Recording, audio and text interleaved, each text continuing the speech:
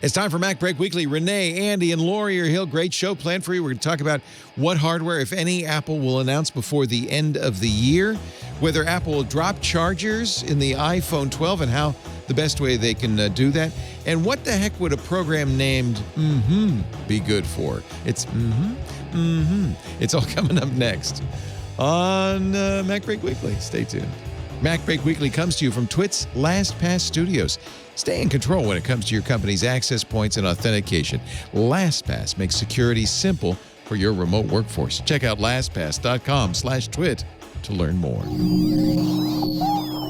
Podcasts you love. From people you trust. This is Twit. This is MacBreak Weekly, episode 721, recorded Tuesday, July 7th, 2020, where the wild Fraggles are. This episode of MacBreak Weekly is brought to you by Stamps.com. Anything you can do at the post office, you could do at Stamps.com. Their on-demand postage means you can skip that trip. For a 4-week trial, plus free postage and a digital scale without any long-term commitment, go to Stamps.com. Click on the microphone at the top of the homepage and enter the code TWIT. It's time for MacBreak Weekly, the show where we get together with my good friends and talk about the latest news from Apple. Lori Gill is here, managing editor at imore.com. Hi, Lori. Hi-oh. Good to see you. Good to see you. Andrew Anako also here from WGBH in Boston and parts north. Andy, of course, the star of our show. For how many years have you been doing this? Oh, enough years that I bet I could drive. You're the old timer. Actually, I can drive already. You're definitely the old timer. Lori's the senior. Can my lower third now say senior contributor? Senior. Absolutely. Yes. In lieu of Verizon Pay, as corporate America is apt to do. We'll give you a title instead of the money. How's that? Senior director of Panelist Macintosh related services. Perfect. Northeast Perfect. Division. So if we can't fit it in the lower third, it's good. Yeah. There you go. Yeah. Also, Rene Ritchie from iMore, formerly of iMore, now at youtube.com/Rene Ritchie, our second longest contributor. Alex Lindsay, who started this show, is not here again on some secret project, no doubt. Oh, yeah. We don't know. I got a Georgia Dow haircut, Leo. So it looks good. Did she use clippers or actual scissors? A katana. I believe she used a katana. Yeah, I'm fairly certain. Oh, God, I hope so. She's always sober. That's the problem. It looks good. It's very, very. I'm trying. I mean, it's less shelter in placey now, but it's what I could do with what I had. It's the one concession I've made to quarantine is we allow our hair cutter to come out, and she does the whole family outside on the deck. We're all masked. Oh, outside is a great idea. Yeah. Masks too. Yeah. We did ours outside, wore masks. Her salon is reopened, but I don't want to go inside and do anything inside. I know. Yep. Yeah. You're very right. Yeah. Very wise. Yeah. So let's talk. Gosh, I have a feeling we're going to be a little short of news until the Apple Silicon comes out.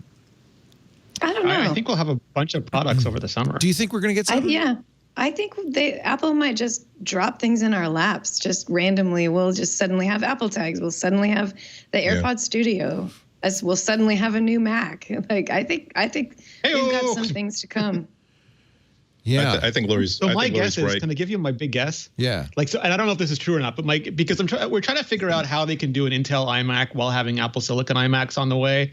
So if I was doing this, if I had my druthers, if I got to work in those secret labs, I would do the 27-inch Intel iMac and the 24-inch Apple Silicon iMac, and then the 30-inch Apple Silicon iMac. Ooh. And then there's no direct overlap. Mm-hmm. That's how I would run the business. Can we get an iMac? You've seen the super wide curved monitors. Lisa has one. It's almost embarrassingly big. I don't think they'd curve it. I think it'd be like the Pro Display XDR, but with an iMac bolted on the back.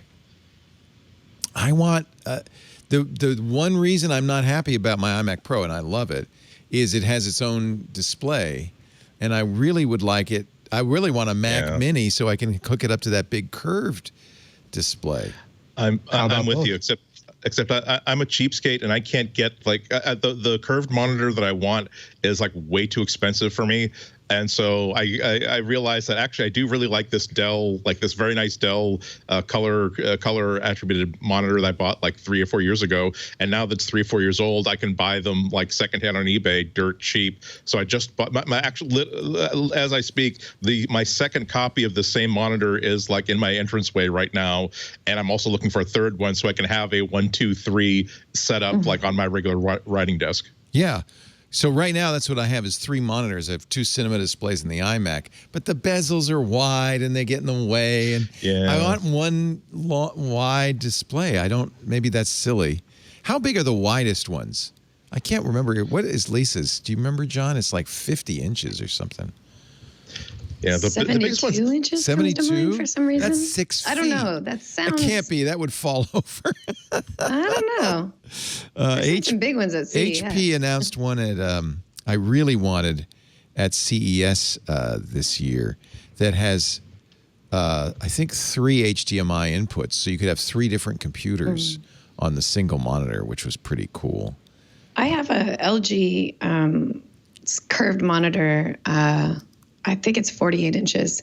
It's really nice. It has lots and lots of ports. Like, you can go all over the place with it. What It do has you a use that Thunderbolt. with? I actually loaned it to a friend because it's too big for me. I don't. Yeah. It's actually. I find myself like having to look too far to the left and right to use the space on it. So Maybe that's too wide I didn't like then. it. Yeah. Yeah. So I've loaned it to a friend. There were a ton of them. Here's the Samsung we saw at CES. So you get some idea of how big this is.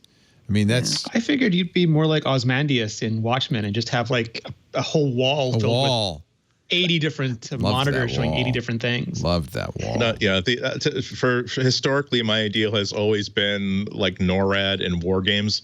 Just like the biggest wall is just nothing but one huge screen followed by satellite screens. Each one, no overlapping windows. Overlapping windows are absolutely anathema. Everything is either tiled or in its own screen. And that's, I know that's totally different from like what we thought the future of computing was supposed to be, where we're supposed to put a floppy disk in our wristwatch. But still, it seems the more that this is where it seems like a lot of us are spending this time like in like self quarantine, like because we can't get our entertainment by leaving the house. I and other people are focusing on systems that I have inside the house that were set up years ago and maybe could use some improvement. And one of the things I'm doing is sort of redoing like my entire office. And part of it is just realizing that, you know what, I actually do want multiple screens. And so even if it means like stealing screens away from another thing, the way that I do my work now involves, and I can do with this one screen, like overlapping windows and everything I want to do, but it's just so much more productive. When I was experimenting with like old TVs that I had, old flat panel TVs, that, well, what if we have this screen is just for like news items and like research that I want to keep an eye on. This is for the thing that I'm actively working on. This is for, and this is for like timers and for notes, right? Exactly like that. And like there's something to this idea of having a dedicated box, like a physical box with bezels with a frame around it, saying that no. This is, you are not going to drag a Twitter window into this window that has the thing that you are writing, because your attention belongs here on the creative window. It doesn't seem likely though that Apple's going to do an iMac with a giant screen. Right? No, they kind of made their intentions known when they said, "Hey, we're here's the new Mac display screen. It's the LG." Like, I know they made the XDR, but I don't think that they're gonna really spend a lot of time just doing displays. And I think the iMac and the iMac Pro specific, they are not gonna have big, long, wide, curved. They're just gonna stick with the standard because they're going to stay with what they got.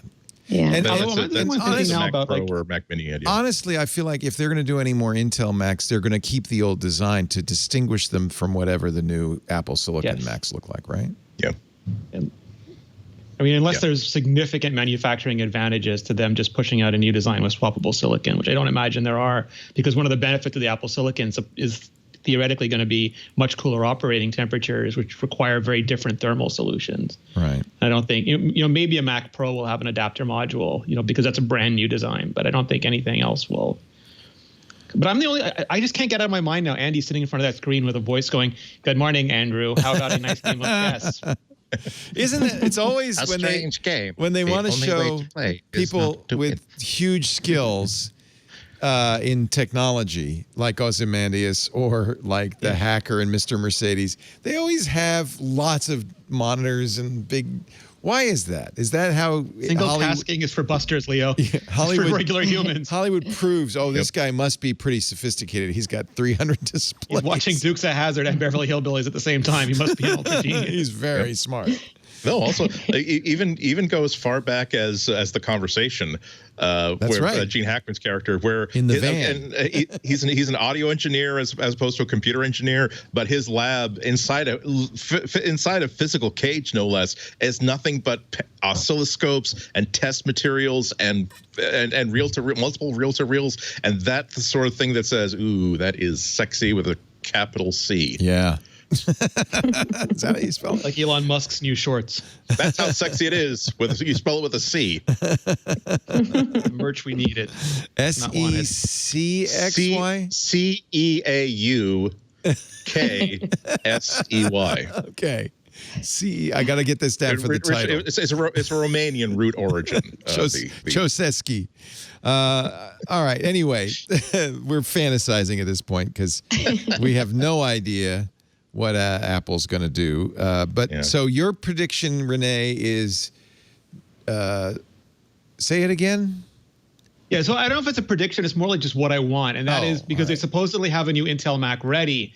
And that's awkward given the transition to Apple Silicon. They said there are Intel Macs in the pipeline. Yeah, Intel Macs. And we've heard that about a 10th generation iMac, for a while now, just being delayed for various reasons. So if they still ship that, I think the easiest thing to do, and we've also heard rumors about a 24-inch, which is a different size. Right now, they're 21.5 inches and 27 inches.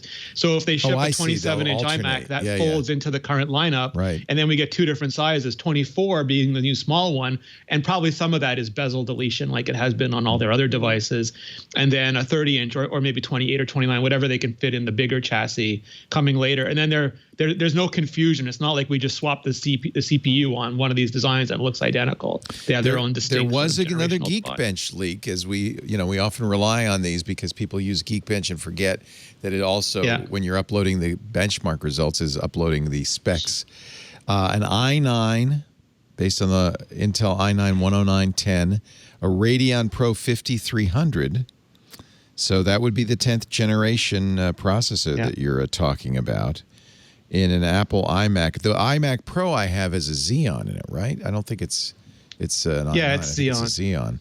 So would this not be a Pro? This would just be a high-end iMac probably, right? Yeah, and it's going to be interesting to see if Apple keeps that distinction because there was a need, absent the Mac Pro for those many years, there was a need for people who did want Xeon chips and ECC memory and all the things that go with that. But in an Apple Silicon world, so far they've only talked about SoCs, systems on chips, which have the graphics built into them, not discrete cards. And that's led a lot of people to start preemptively panicking that Apple, that's the end of discrete GPUs. And it might be, Apple might be folding all of those into SoCs. They might make their own GPUs. They might still use AMD GPUs. They might make accelerator cards like Afterburner. It's like a whole new and an exciting future. It's an unknown future. world. Yeah, we're getting a new menagerie. Yeah. This is a 10-core, 20-thread processor clocking at 3.6 to 4.7 gigahertz. So it's as high end as you can get in the Intel Core series. I think this is going to be that makes sense. And if it's already in Geekbench, it's going to be sometime in the next few months. You think they'd release it with Big Sur at the Big Sur release in the fall? I feel like they're going to probably want to have that reserved for Apple Silicon news, and they want to sort of clean the deck of the Intel stuff as press sooner than later, drops. Next month or so. I'd think so. Interesting. They did it last year, right? Wasn't it? I don't know if Lori remembers for sure, but I remember them doing Macs in July last year. Mm-hmm. Mm-hmm. Has Apple ever given numbers on how? I'm trying to remember the dates, but it was definitely just July of last year. It was an iMac refresh, right? iMac update, yeah. I've been wondering. I can't remember if Apple has ever broken out numbers on how many of its customers buy iMacs versus any other form factor, because I'm wondering if the iMac isn't sort of ripe to get squeezed out a little bit, given that it's a nice all-in-one, but the people who I feel as though the people who want to spend more money, have a greater budget for a computer, are like, well, keep your display. I'll buy a display that's appropriate for me, not a display that's appropriate for you. I did ask. Did they, I did ask, and say, they said that astronomically, people buy the MacBook. Like by far, they buy the MacBooks and MacBook Pros. Of the desktops, by far they buy the iMac and the Mac Mini and the Mac Pro, even though they were not updated. So chicken or egg for many years. I don't know if they said single digit, but are an extremely small percentage of their desktop business. Interesting. So I guess that means that they would be very, very excited about getting Apple. I still stumble when I say Apple Silicon. Fine. They need a brand CPUs, name. Whatever. The new Mega Zap CPU family in the iMac family. Because I feel as though Apple is the sort of company that won't do this timidly. They'll go all in very, very quickly and say that this is our best-selling, most popular Mac, and now we are so committed to this transition that we don't want our favorite, we don't want our biggest customers to have to wait for the latest generation speed improvements. But then wouldn't that be the exact same reason they would also keep an Intel iMac? Because, it's their most popular iMac. They want to make sure that everyone in the Mac family is happy. So we got your Apple Silicon Macs for those who are ready to jump in, and your Intel Macs for those who are not ready to jump in. That's not the Apple that I know. The Apple I know is, hey, congratulations. You know that keyboard you really like on that laptop computer that you absolutely need? We decided to throw away that keyboard and do something wacky. You're welcome. Well, I was talking with somebody, I think it was Redcon in the chat room, who said, Apple will probably support any Intel Macs for at least 5 years. That seems reasonable. Yeah. And that's what they did with the G5 or the G4, I guess, in the transition to Intel. It lasted 5 years. But I have to say, I remember how antiquated the G4 seemed instantly. Like, yeah, maybe it's supported for 5 years, but the minute the Intel Mac came out, you didn't want it. The minute the Apple Silicon comes out, unless it's, there's some showstoppers, which there may well be. It may be very slow, or I don't know, there's all sorts of potential pitfalls. You're probably not going to want an Intel Mac the minute Apple Silicon comes out. The one thing you have to keep in mind, Leo, is that there are hundreds and hundreds and thousands of people who don't even know what that means, what an Intel chip versus an Apple Silicon chip means. They want an iMac, and they don't even understand the difference. That's the market, so you got to remember them too. Yeah. There's people out there who don't even know what that means. Yeah. They care what it looks like. They care that it runs fast. They don't care about the little things, the guts on the inside. So. Yeah.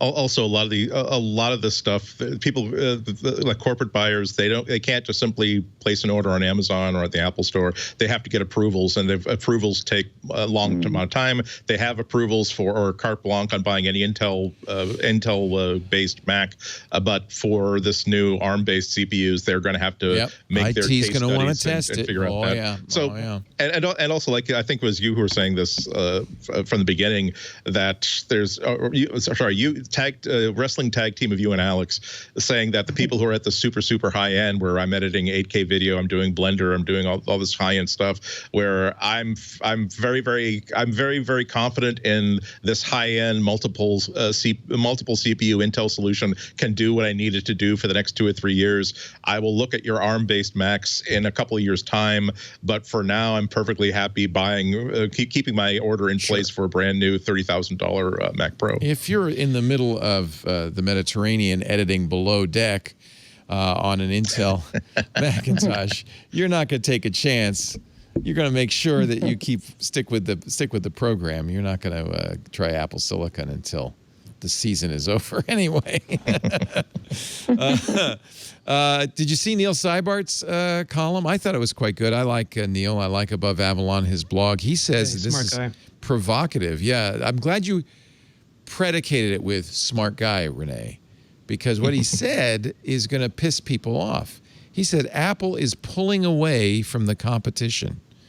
For the second year in a row, Apple held a developers conference that should frighten its competitors. Apple is removing oxygen from every market it plays in. Now, Apple fans are going to love this, but anytime I say anything remotely similar to this, well, we should preface this by saying that Neil is not precious about Apple at all. Like, he has said years ago that Apple should just dump the Mac and go all in on iOS to maximize revenue. So he's not looking at this like someone like I'm sure he loves Apple and stuff like this, but he's looking at this as a sell side analyst, as someone who wants to like how can Apple maximize stock. He's got a very specific, informed but very specific point of view. Well, and to people who say to me, "Oh, you're overplaying this silicon transition," I say it's I think as important as the introduction of the iPhone. By which I mean, it is a phase change. It is going to be a sudden shift in how we think of computing, and that has the potential for being as big as the iPhone. I think. Well, I think it'll definitely be a shift in how we think of Macs. I'm not sure if it's a huge quantum leap in computing in general. It's still, here's your keyboard, here's your mouse, here's your screen, here's your storage, which is a powerful paradigm that has suited people's needs for the past 30, 40 years right now.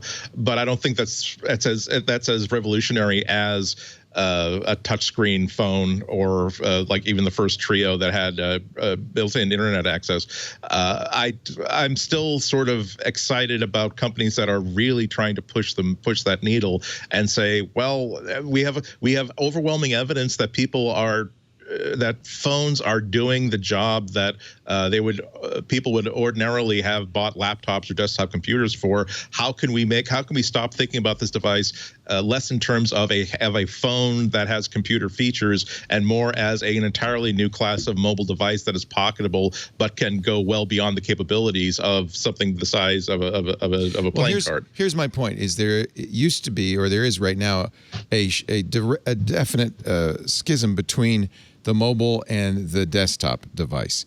But Apple is blurring that line by going to Apple Silicon. There now will be a continuum of devices. There will be a continuum of devices. And I think that maybe not, but I think that's going to be a big shift. Neil writes here that Apple has changed from a pull product strategy up to 2018, by which he means that the iPhone is pulling all the other products along, to a push strategy where, and only a company with the scale of Apple could even attempt this, where they're innovating across the entire product line. Although, I mean, it's not exactly that, because the Phil Schiller doctrine, which goes back years, like, I don't know, half a decade, longer than that, has always been like the device below pushes so hard against the device above it that it wants to take on its features. And that's always been something about Apple that I think other companies miss, is they've never mistaken their products for their businesses, and a lot of companies have done that. So like they were fine with just cannibalizing the iPod with the iPhone. That was fine, and they do that. Like the Apple Watch should gain so many features that people doubt whether it's worth it to get an iPhone, and the iPhone should be so good that people may not think it's worth it to get an iPad, and the iPad's so good people think it may not be worth it to get a MacBook, and the MacBook's so good, the iMac, and on. And then it's the job of all those products to get so much better that they push back down the stack, and that sort of dual direction tension is what's supposed to make every product the best product it can be. So this is Neil's writing. Unfortunately for Apple competitors, the combination of a revised product strategy, this new push strategy, and a unique definition of innovation didn't just make for strong WWDC keynotes. Consumers are noticing and wanting what Apple is selling.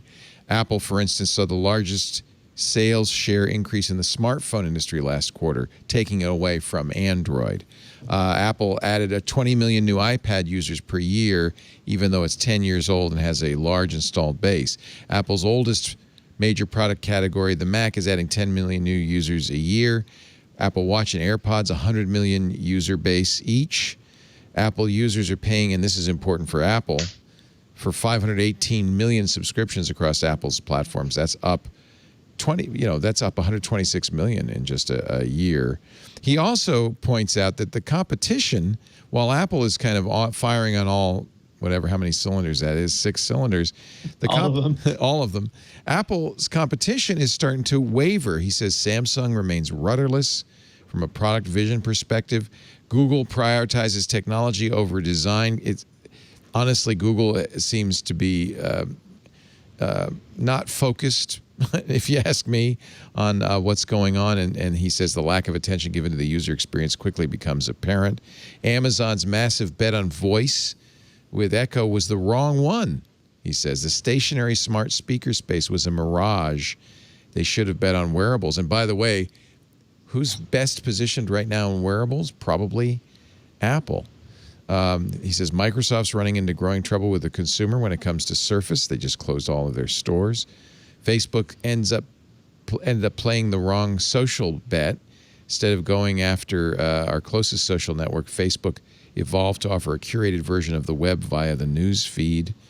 But he points out people prefer the privacy of Apple. A message sent through Apple's messages is a message not sent through a Facebook property.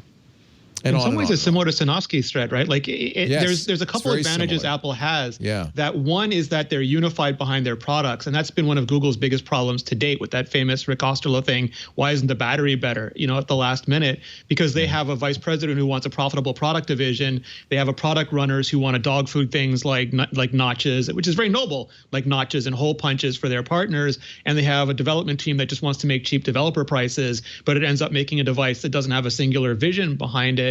And it seems hard for them to sort of have one person decide what that stuff is going to be. And Microsoft is looking to the cloud, and that's not always the best for the physical thing. And Apple, they make a lot of mistakes. They don't cover a lot of areas that some of us wish they would cover them, but they tend to get, when that arrow shoots, everyone tends to grab the target and run as fast as they can to make sure it hits the target at the end. Yeah. See, I've read this column. It's very, very well researched. It makes great points. I agree with most of it. The only place where I would, if I had 5 minutes for rebuttal, the only points I would be making is that Apple is pulling away from the competition if you define the competition that they're all competing in. If you're talking about selling hardware and creating consumer hardware products that people are absolutely relating to, then absolutely the numbers speak for themselves. But let's take a broader approach. I hate to sound like a tech hippie like this, but I will say it. What has Apple done to change the world? You talk about, okay, they have the Apple Watch, which is doing amazing things with health. Absolutely, shot clearly on the board. But when you talk about things that are that the United States and the EU and other governments saying you have way too much power and influence on society, we have to look at maybe reining your powers back. Apple is never part of that conversation. You talk about Google created a search tool that revolutionized, reinvented, and made the web useful and practical for everybody, and it's free. They created an Office suite that is not only so powerful but also so well tuned in to how people work together and individually in the 21st century that it's making hardware irrelevant. I can take a $10 scrap notebook off from the MIT flea market. If I can put Linux on it and run a Chromium-based browser on it, it is arguably 60% as powerful as a $2,000 MacBook. That's even actually when you talk the about biggest threat to Apple, frankly. Right, and I'm sorry. Rather than spin up, I'll spin it down. Even when you talk about the great evil, Facebook, Apple has not created a single tool that has brought people together as much as Instagram and Facebook has. We hate Facebook because we hate the company, and we hate for lowercase h, hate the CEO of that company. But the fact of the matter is, if you want a service in which both your best friends, my best friends today, my best friends from 10 years ago, my aunts, my uncles, my nieces, and my nephews, we can only get together in the same place on Instagram and Facebook. We are not doing that with the only place we can do that on an Apple product is with messages. Fair point, but I don't have an iPhone and I don't want one, which means that I'm being aced out, and Apple doesn't care about that. So what I'm saying is that there's pressure that means on you to move back into the Apple ecosystem. I don't feel any. Yeah. Apple has to create a compelling, super compelling product. Now they're getting there by with the power of the Apple Watch. I mean, I'm wearing my. The only reason why I have a Wear OS watch on my wrist right now was because I was able to buy one like at fire sale price, $100. And for $100, yes, I will buy a really terrible state-of-the-art Wear OS device. Well, no. For as a $100 fitness watch, it's okay. It's adequate. That's the only thing that's kind of pulling me back towards the iPhone. In terms of things that the iPhone does that any other platform can't do, I don't see it. And I keep looking for it time and time again. Google privacy but how and about security. Security less than privacy, but I will give you privacy. It depends on the deal that you want to make with the devil. Sometimes the devil actually gives you pretty good terms. Google gives you good terms. Facebook never does. But the trend is against you in this case. Privacy and security are increasingly important for people. No, it is. It absolutely is. But if you're talking about a phone that doesn't really, if you're talking about the trouble that it would take for me to switch from my Android phone to an iPhone, I know enough about the security and privacy of Android to know that it is not as good as what's available on the iPhone, but that doesn't mean it's bad. It's very, very good. It's just that whereas Apple makes that a core competency and a core symbol of pride of the company, Google regards that as something that is important. Andy, you're smart enough to realize that it's more secure, but I don't think most people are. Well, then why do they care about switching to an iPhone instead of an Android phone? I'm saying they don't realize that. People don't think of Android as secure. That is absolutely the case. I think that's a message Google needs to fix. I think that's absolutely true. The other thing is that as the saying, one of my favorite lines from West Wing. I know that Rene's is what's the next 10 words. Mine is the idea of I think North Korea found its car keys, sir.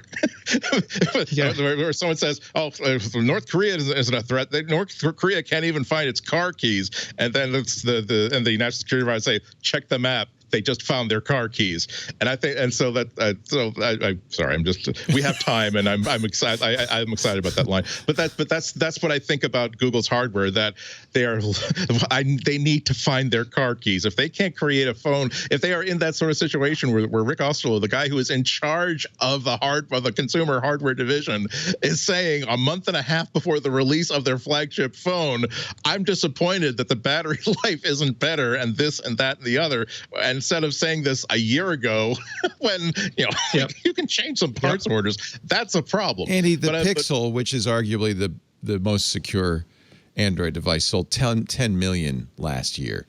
It's not even in the ballpark.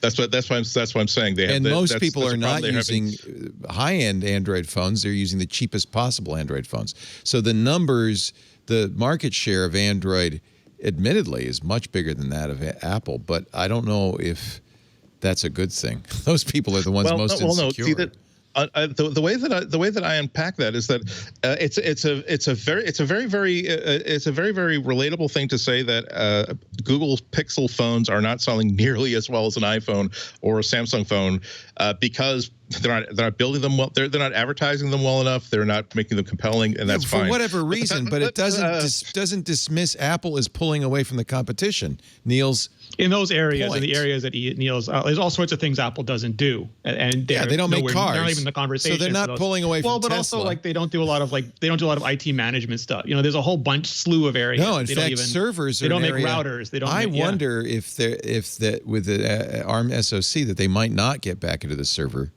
trade. Go ahead, Andy. We froze him. Is he actually? What that says is that there are a whole category of really inexpensive devices that Apple is starting to do its best to try to address, but $400, as good as the iPhone SE is not going to cut it.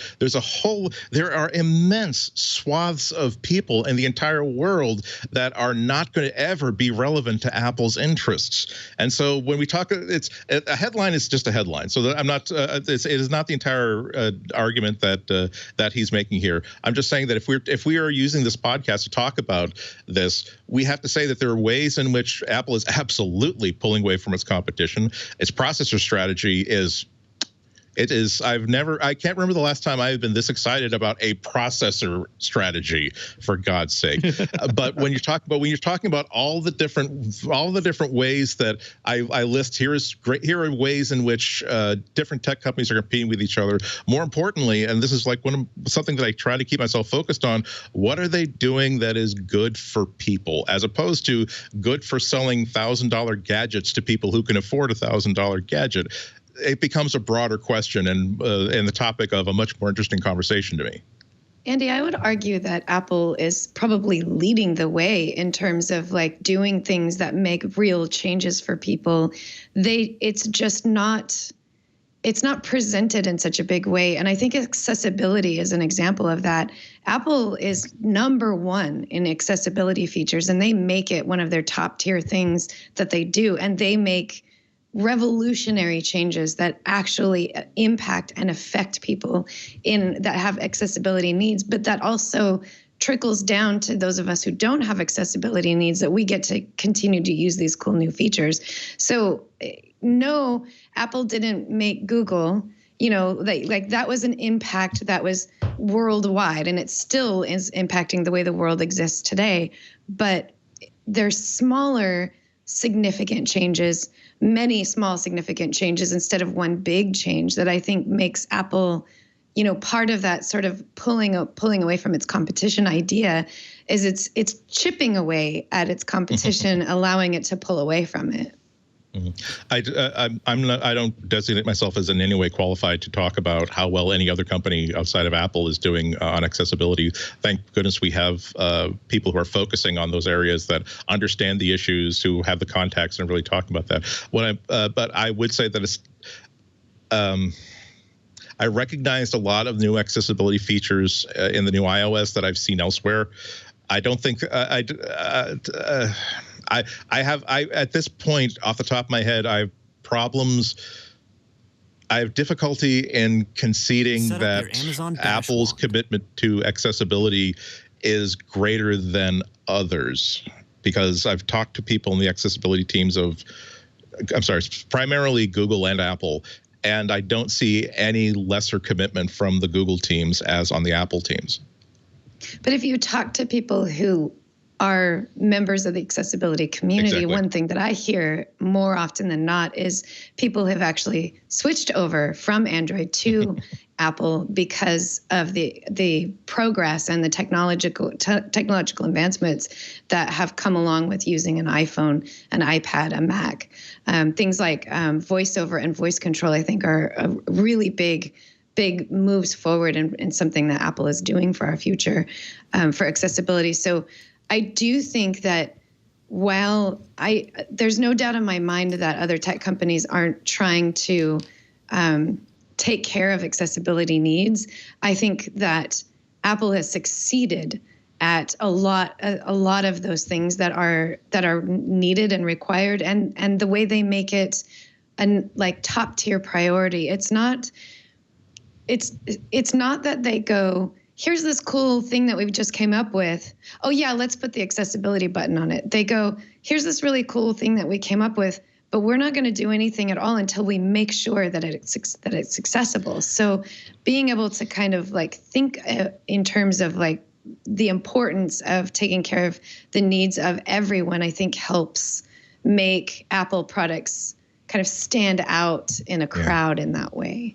I absolutely agree with your observation that most people who are experts in accessibility note that iPhones are not just more popular, that's a glib term, but people who need accessibility features are using them because they feel as though it suits their needs better. That's absolutely true.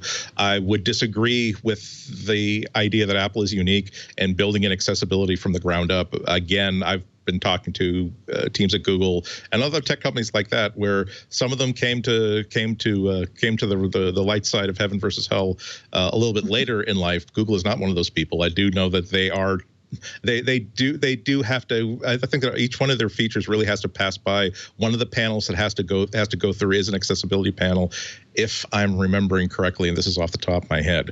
But I don't think that Apple is unique in saying, hey, this is the accessibility is an integral part of the development process of every single piece of hardware and every single feature that we put into that hardware. So, but you're absolutely right. There is a real difference between how well Apple products are integrating themselves into the lives of people who need accessibility features, and the way that Google products are. Apple is definitely ahead there. And just to kind of like put the button on this entire point was that, we're kind of talking about like why would you consider Apple being, pulling ahead of its competition, and on the one side you're saying that Apple hasn't really actually made any big changes in the world in comparison to something like Google, and my argument is that they're not as big, but there's little ones. So I think we're kind of coming around to the same perspective of why Google matters versus why Apple matters. There's different reasons why, and there's different, kind of different paths to take. And I think one of the points that you might be trying to make is that, it'd be really nice if Apple would start making products that were available to all income classes. And I think as much as a $400 phone is headed in the right direction, I think I agree with you that it's still not there. It's still not $100 phone. It's still not a phone that you can get for free on some kind of payment plan with, T-Mobile or something like that. There's still a lot of work to be done on Apple's side to try to be more inclusive if it really does want to match that kind of making huge strides in making changes around the world. Yeah. Also, add that none of this is altruistic either, because like from Apple or from Google or from Facebook, I mean, the Google and Facebook identified a strategy where making free products was good for them, not good for us. And if you look at the news feed and you look at the YouTube algorithm, they've done significant harm just socially, but also in terms of the businesses they've destroyed along the way. There is always a cost associated with the stuff that we get for free, and that's true, just as true of Apple or Google. So I don't want to weigh their relative moralistic merits, but I think Neil's is right when he talks about in terms of the and it's the same reason there was a very good Stratechery column today from Ben Thompson too, talking about why the Microsoft Teams user experience wasn't as good as Slack, but the convenience of their combined offering made it so compelling, especially to existing customers, but also to a lot of other customers, that it didn't matter. They were just doing a better integrated offer. And I think that weighs heavily into Neil's point of when Apple's integrating from the silicon to the experience of the device, it makes it hard to compete against. You can compete like one-on-one with any of those pieces, but if people are looking for multiple pieces, it makes the competition harder. Actually, Neil, I think in this article is mostly talking about wearables and how the real future lies with. He's big on those. With wearables, yeah, he's very big on those, and that Apple. He says giving Apple a 10-year head start against competition with wearables may end up giving too much credit to the competition. Qualcomm this weekend announced new wearable silicon, and at first I was super excited because the way they phrased it was like, yes, we're finally taking this seriously. But then when you read down, it was another phone chip still on a 14 nanometer process. Yep. And I know that wearable silicon is really expensive, and you have to have a lot of customers to make it worthwhile, especially if like Qualcomm, your profit is based on selling those chips. But part of me just wants them or Google or Samsung to say, F it, we're making a chip as good, if not better than Apple is making, and we're going to build the customer base and get our money on the back end, because damn it, we need better watches in the world. Yeah, if there's anything that anybody with half a brain needs to steal from Apple, is the idea that on a wearable, every square millimeter is gold. Yeah. Every minute of battery life is gold. Every feature you put into it is gold. You can't take an off-the-shelf product and build a watch around it. You have to build the entire watch as a single unit, and that's why the Apple Watch is the Apple Watch, and that's why that's why this watch is. Well, if you knock down the price by 68%, I'll think about it. Only if I can get it in black, I'm so attached to this that I've forgotten who made it. It is the Fossil watch, and it was like, if not for the fact that things are so disorganized, I still have the box like right here. I would not. Oh, Fossil, that's the name of this watch. Winner. I'm just waiting for Samsung to announce an Exynos Tizen Book Plus at Unpacked this fall. Google actually is not sitting back in wearables. They acquired North. We liked the North Focals quite a bit. Yeah, this is interesting. I'm so upset by this. Did you have you tried the Focals one? Anthony Nielsen on our team. The thing about this though is that, like, to me, this is just like, they're Google.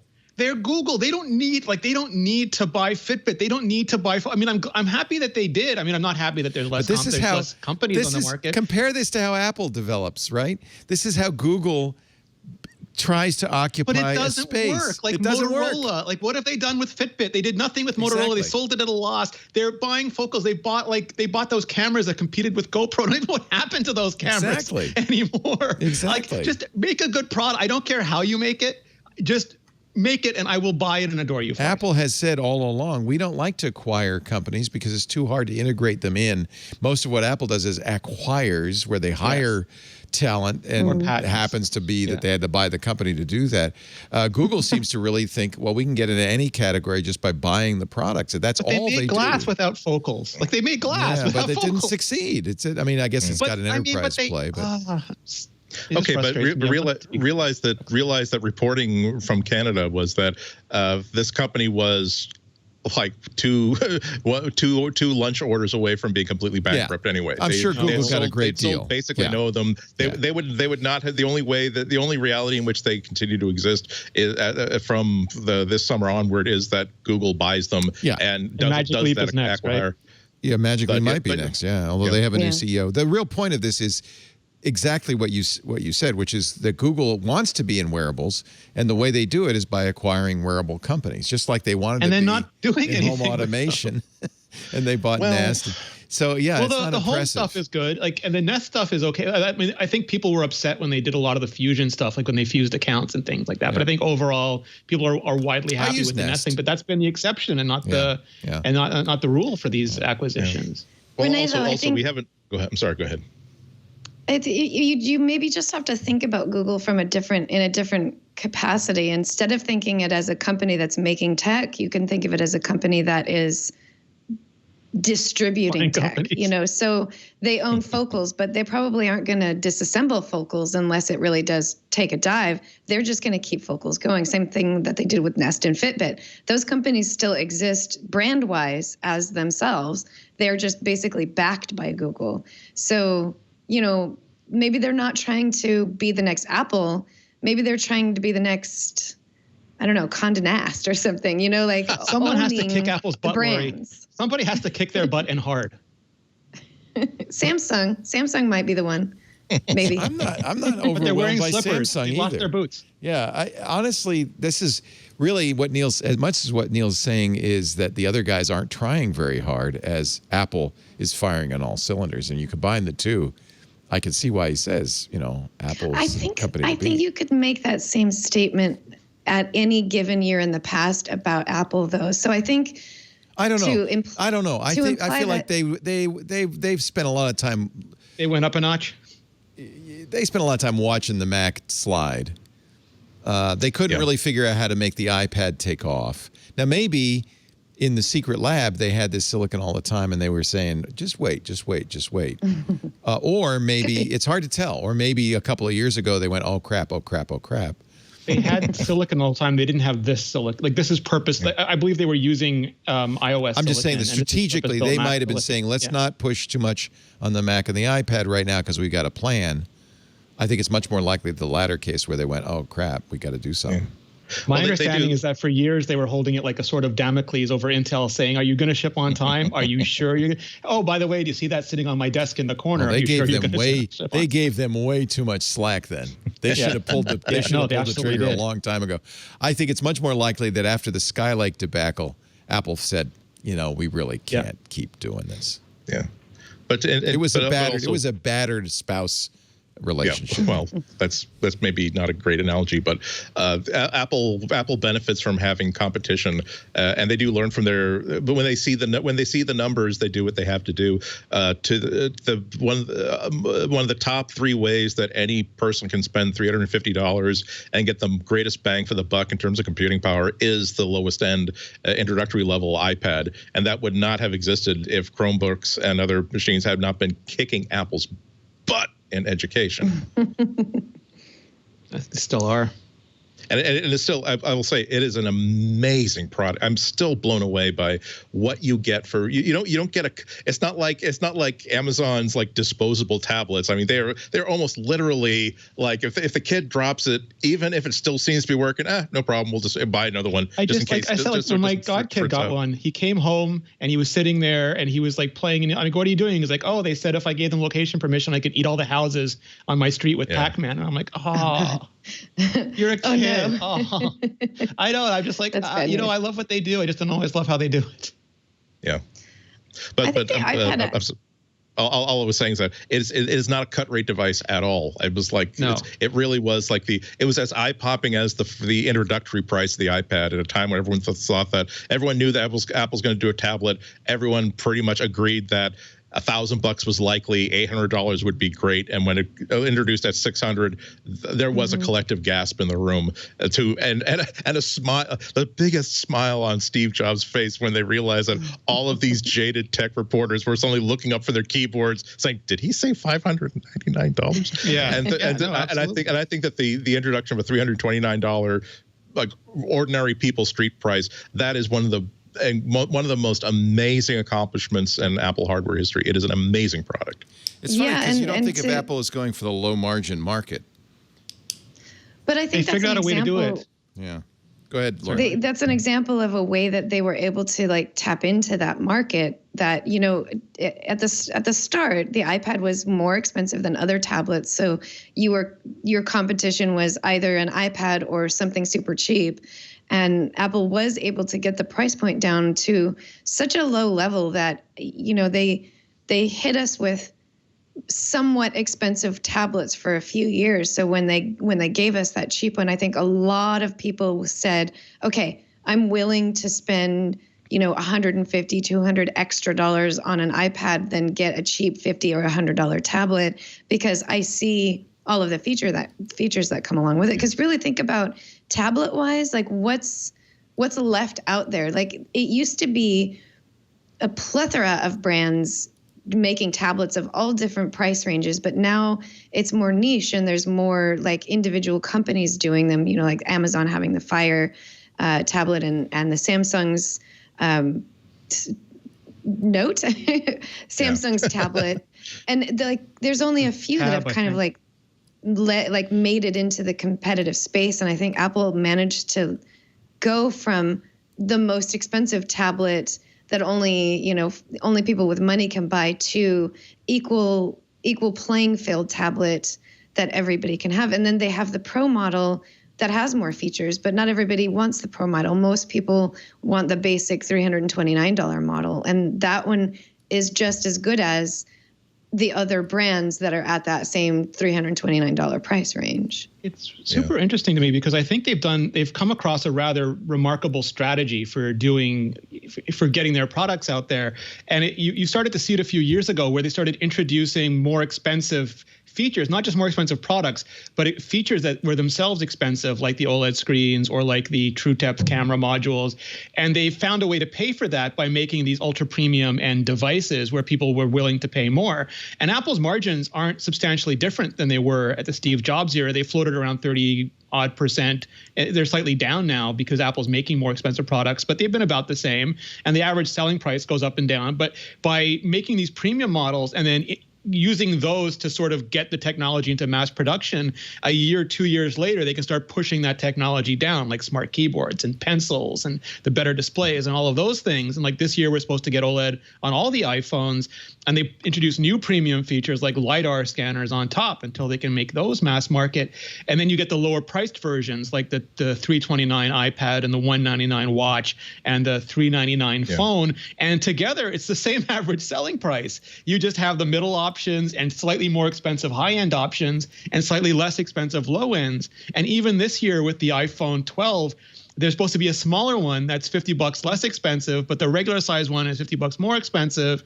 But in the end, again, the average selling price stays roughly the same. And that's a rather unique, but so far for them, pretty effective product strategy. Yeah, I love that. One thing in Apple's pricing strategy that used to be an absolute cornerstone, and it wasn't a bad thing, but it's just one of the cornerstones, is that they figure out that their customers seem to be perfectly happy spending $1,000 on a MacBook Air, and so their motivation is not to try to find a way to make that MacBook Air $900 or $800, but to say we're going to keep the price at $1,000 because people are happy with that price. We're just going to continue to improve that product and make it way more powerful, way more features, way more usable at that same price. I'm glad to see in so many different categories that they're taking one of Amazon's greatest endeavors, which is to take the Kindle, which originally released at, I think, $500. And now you can still buy a premium high-end Kindle if you want, but they found a way to take the features of the original Kindle and now sell them to you like in a paperwhite display for $80. You can even buy it discounted for $60. And it's not, because it doesn't run their own custom App Store apps, it doesn't have all the privacy problems that the Fire tablets have. That is wonderful. And now I'm glad to see that in the modern age of Apple, they also see that, okay, it's great that we're going to continue to make really great $400 Apple Watches, but we're going to figure out a way to take whatever was the $400 watch a year ago, 2 years ago, 3 years ago, and make it accessible to people who can't afford a $400 brand new watch. Same thing with the iPads. Again, they were forced into this by taking a point of pride in being an education computer, and again having their lunch stolen by every single other manufacturer because they weren't creating a product that school systems could afford or that school systems could integrate into what they had to do for their curriculum, et cetera, et cetera, et cetera. But they've managed to do that and make it accessible, as well as holding the line for people who want $1,000 high-end iPad Pro tablet.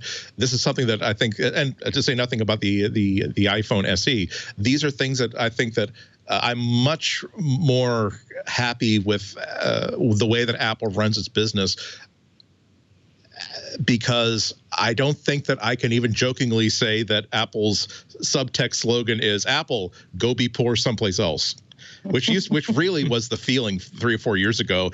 It was like, yeah, hi, but in all your ad, and your wonderful ad for this computer, you have like an 8-year-old kid who loves his MacBook or loves his tablet and is taking with it everywhere. But I can't afford to give my kid 8 years old who splashes through rain puddles an $800 tablet. Like, oh well, sucks to be you then. Bye.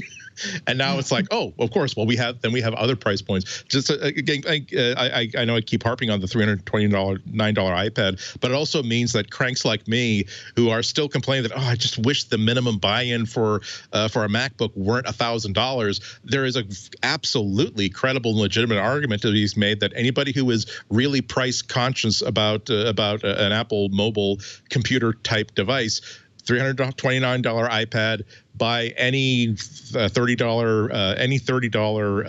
Bluetooth keyboard you want, and you have something for $400 that will easily compete with anything that costs less than $600 in the Windows space.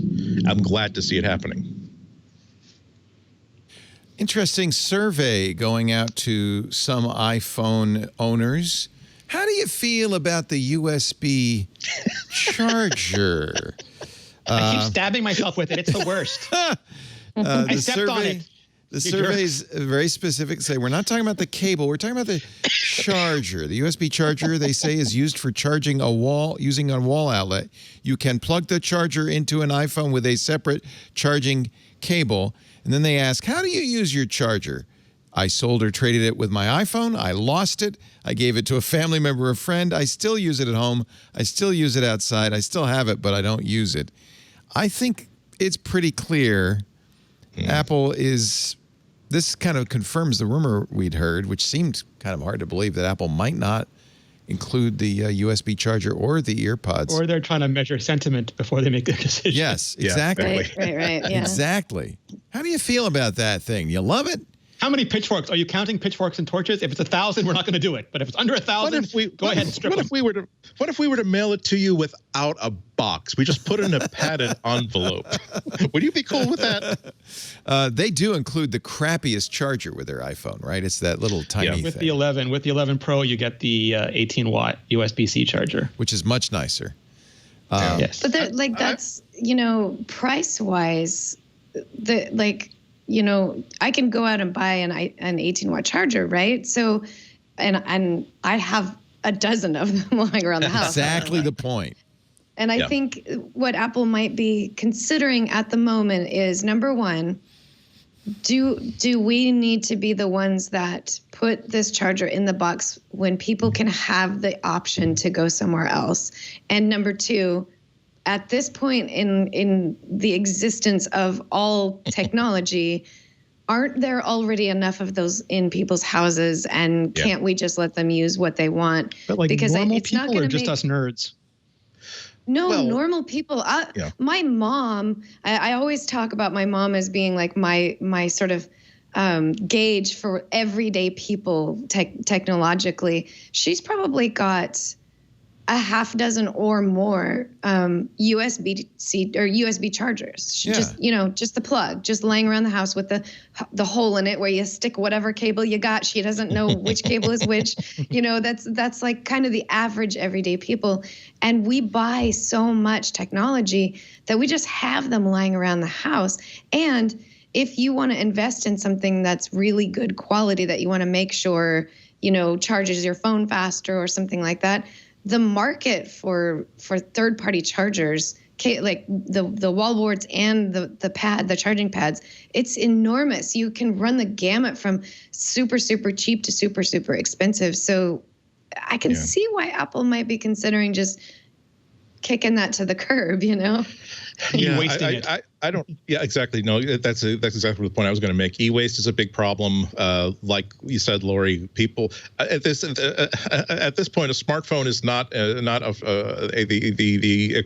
exclusive domain of the elite nerds and upper class people. It's like it's what upper class incomes. It's everybody has one, which means that everybody probably has a charger, which means that we're probably contributing to a much bigger e-waste problem by simply packing one in, and that doesn't even talk about how much less it's going to cost to ship all of those phones from China if Apple can pack them in smaller boxes. So I surprised myself by realizing I don't have a problem with it. I would like, however, I would like Apple to consider doing two things. However, I wish that you could buy essentially the cheap, darn near useless version of the charge that you used to get for free as an item that's at or near cost at the Apple Store or via order, partly to give you the option of saying that if by some reason you just woke up from a 20-year coma, they said, welcome back to the land of the living, here's your iPhone, and by the way, here's what an iPhone is. And I guess you're going to need a charger. Here's an easy way to just tick that box and not have to go look for one. But the bigger problem for me is that when people go to buy a cheap charger, oftentimes they're buying really horribly designed Chinese stuff that causes fires, that is a safety hazard. I want Apple to give their customers the ability to say, look, it costs $11 instead of $10, but this has been certified. This is made by Apple. This is not something that's been made to look like Apple, but then all the components are really cheap and all the backup fail safes have been deleted.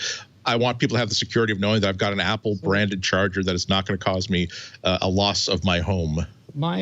My issue with it is optics, and we saw that with the stand for the Pro Display. And we all talked about this back when it happened, but they said the stand is $1,000 extra and the room died. Where if they had said, if you don't want to stand, fine, we'll take $1,000 off the price, everyone would have cheered. Exact same price structure, is just how they phrase things.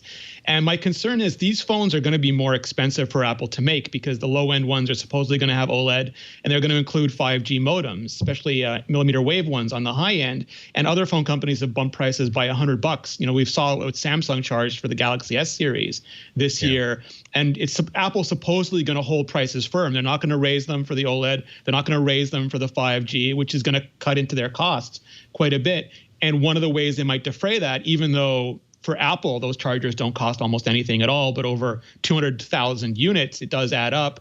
Is just not to include the charger in the box. But if it's phrased that way, you will see pitchforks and you will see tortures, and regardless of how much money Apple's eating on the 5G and the OLED, people are just going to say they're being cheap and they're putting profits over users and stuff. So if there was some way where they could phrase it where these are more expensive iPhones, but if you don't need a charger, we're very conscious about e-waste. When you order it, we'll ask you if you want one, and if you don't want one, you'll save $10 or something off the phone. That's a smart way to do it. I think they win the optics battle as and they don't add a SKU. They just have a SKU that all phones don't come with it, but you can add it at purchase. It's like adding Final Cut to your Mac purchase. You don't check the box. I think that's I think that's exactly what they will do. And I'm going to give them the benefit of the doubt and say this is about e-waste. This is what the EU was pushing them on. I think this is more about e-waste than savings. But and if they'd moved to USB-C earlier, then they'd have a vast array of universal chargers that people could use if they didn't get one in the box. Yeah, but now you're going to have to hunt down. That would solve. Yeah, now you're going to have to hunt down your USB. Well, the problem is if it's a USB-C cable in the box, generations of iPhone owners have USB-A chargers, so it's not going to work for them. So.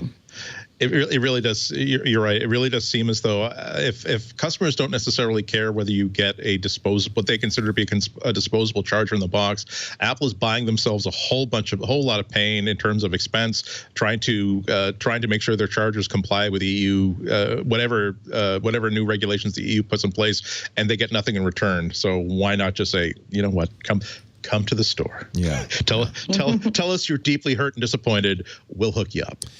You had a great. Fine. You want a free bumper? Speaking of the Phil Schiller doctrine, you had a really good piece yesterday or a couple of days ago on iMore, Rene, about multi-touch. You've come around a little bit on the notion of. So I always wanted it. Like I've wanted it for years because I really believe that if it's like for anybody raised in the iPad generation, if the screen is not touch, it just feels broken. But my sticking point was that I didn't think Apple would do it because it was so hard for Microsoft. Like they saw the pain of the transition. Yeah. Windows 8. Ugh. And Windows 7, Windows 8, Windows 10, but also like just the engineering expense because they were working on iPad OS at the time, and the idea, and they've never had enough Mac engineers, and the idea of taking people off iPad OS to build to redo the interface, to do all this stuff, it seemed painful. Like it seemed like prohibitively painful. But what I didn't think about was that they were busy doing those transitions the whole time. Like they were swapping out components while the airplane was in the sky. Right. And we felt that pain. We just didn't know what it was for. And even though we talked about Apple Silicon and we talked about all this stuff and them doing all these back to my Mac sort of iOS things, but then they announced this whole transition, and again, I think it's a Rorschach test. You can look at the new interface and think that it's an absolute sign of multi-touch apps. Touch focused, absolutely. Or you could say, oh, they're just doing it so that your iPad and iPhone apps don't look out of place on the screen. But also, they could have been doing their 3-year walk in the desert for multi-touch the same time they did for Apple Silicon. It would be so much more efficient that way. Yeah. And just not announce it. Yeah, I think I have to agree with you. I want this, so I'm biased towards wanting it. You have a great shot of you pretending to use the iMac as a touch device. And I'm sitting in front of, frankly, a touch device from Lenovo. Was intended to run Windows, but I'm running Linux on it. That is exactly what you're pretending to use, and it comes with a stylus. Every complaint they made about touchscreens not being good vertically doesn't apply now because that's how the iPad Pro with the keyboard works. Right. Yeah. There is that issue of touching my very nice, expensive Pro XDR display. Keep your fingers off of it. Well, you can't. That's the thing. The Pro XDR display, you can't. Like it's physically, it's bad for it if you touch it because of the way it's got nano. So that's a larger issue, and I think a lot of people say, I don't want my Mac to be touchable because thing is people are going to touch it anyway because we're so used to using the iPad. Yeah. Might as well let it do something like when you touch your it. iPad, right? Why is the Mac screen different? Is the Mac screen going to explode where the iPad? No, I mean, I've got fingerprints on my Mac. You got fingerprints on your iPad screen already, fella. Yeah, too late. Yeah. Already happened. We're all used to it. I would hate Apple to reduce the ambitions of the Mac on simply dogmatic reasons. Yeah. And I do think that for many years, no multi-touch on their desktop Macs was a dogmatic thing as opposed to but my kid insisted on a Windows machine because they like the idea. I thought they couldn't do it, so that's why they didn't. Like, it wasn't that dogmatic so much as it would be so painful that they would rather not do it, and that was the easiest way to explain it. But what I loved about the iPad is a couple of years ago, their accessibility team said that every form of input should be co-equal on this device. And that's why we got voice control. You should be able to talk to it. You should be able to touch it. The pencil should be able to do everything. We should have pointers. We should have keyboards, should be first-class citizens. And that just, it has to apply to the Mac too. Otherwise, the Mac ends up being a second-class citizen. Well, I hope you're right. And I think you actually are right. It all kind of is clicking together. And it seems pretty obvious that they're going to back down on that. And it also makes a lot of sense from a market point of view. If you're saying, and I still think this may be the most important part of the transition, that you're going to be running iPhone and iPad apps on your Mac, that it won't matter that you code for one, you code for all. You got to have. Except they changed the date picker. See, that was the only fly in my ointment. If they'd left that date picker, that wonderfully tactile spinning date picker, I would have said, that's it, they're all in. But they changed it to a dumb text field. And I'm like, oh, did they do that because they're really intractable about this? I don't think so. I think it's just hard to use that date picker with a mouse. It is, but I mean, it was so emblematic of the touchscreen era to me. We'll see.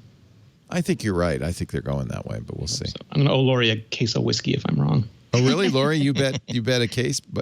No, she just makes me give her whiskey whenever I write a note. Oh, okay. It seems fair. But you know, it still comes back to that kind of idea of like, you know, a refrigerator with a toaster in it. Like, not everything needs to be like everything else. And you didn't get the memo. Everything is like everything else. I think you're right. Yeah. But I'm not sure why. I'm still in the camp of I don't need a computer, laptop or desktop that I can touch the screen on. The beauty of it is you don't have to touch the screen. Yeah. Right? But then why is still because I want to touch the screen, because Rene and I want to. Because it's just instinctive sometimes, and it's faster sometimes, and it should just like in the same way. Like, you may not need a cursor on your iPad. You might buy an iPad and never buy a keyboard for it, but the option is there. And for some things, it may be better. And also, I'm a big honking artist, and just the idea of those kinds of large surfaces makes me giddy. I'm not. It's just a natural for me when I see a button to touch it or to scroll with my fingers, and I can't on the Mac. A lot of businesses had those iMacs at the entry, and they would have big buttons on them, and you'd think you could go up and touch them, and then you'd be like, it's not a touch screen. Yeah. But I honestly think it's really about eliminating the artificial distinctions, that the product line is going to get more and more continuum. And I honestly think that that's a sensible thing for Apple to do. It builds the strength of the ecosystem. It doesn't actually fit the Schiller doctrine, though, does it, Rene? Because it does. If they're a continuum, then nothing's pushing anything else. I would argue it does. No, I would argue it does, because when Steve Jobs announced the iPad, for example, he said it had to fit in between the iPhone and the Mac, and it's always been more iPhone than Mac. And now that it has the keyboard and cursor, it's pushing hard against the Mac. Like, people who previously wouldn't have considered an iPad just because of those things are now getting iPads and loving them, and that puts enormous pressure on the Mac. And one of the ways the Mac is fighting back is going to Apple Silicon, but another way they can fight back is by getting multi-touch, and then people who just need it a little bit will no longer be able to just not even consider it the way that people didn't even consider an iPad before. I also think that Microsoft's done a lot of market research for them. You'd be hard pressed now to buy a PC from anybody that doesn't have touch.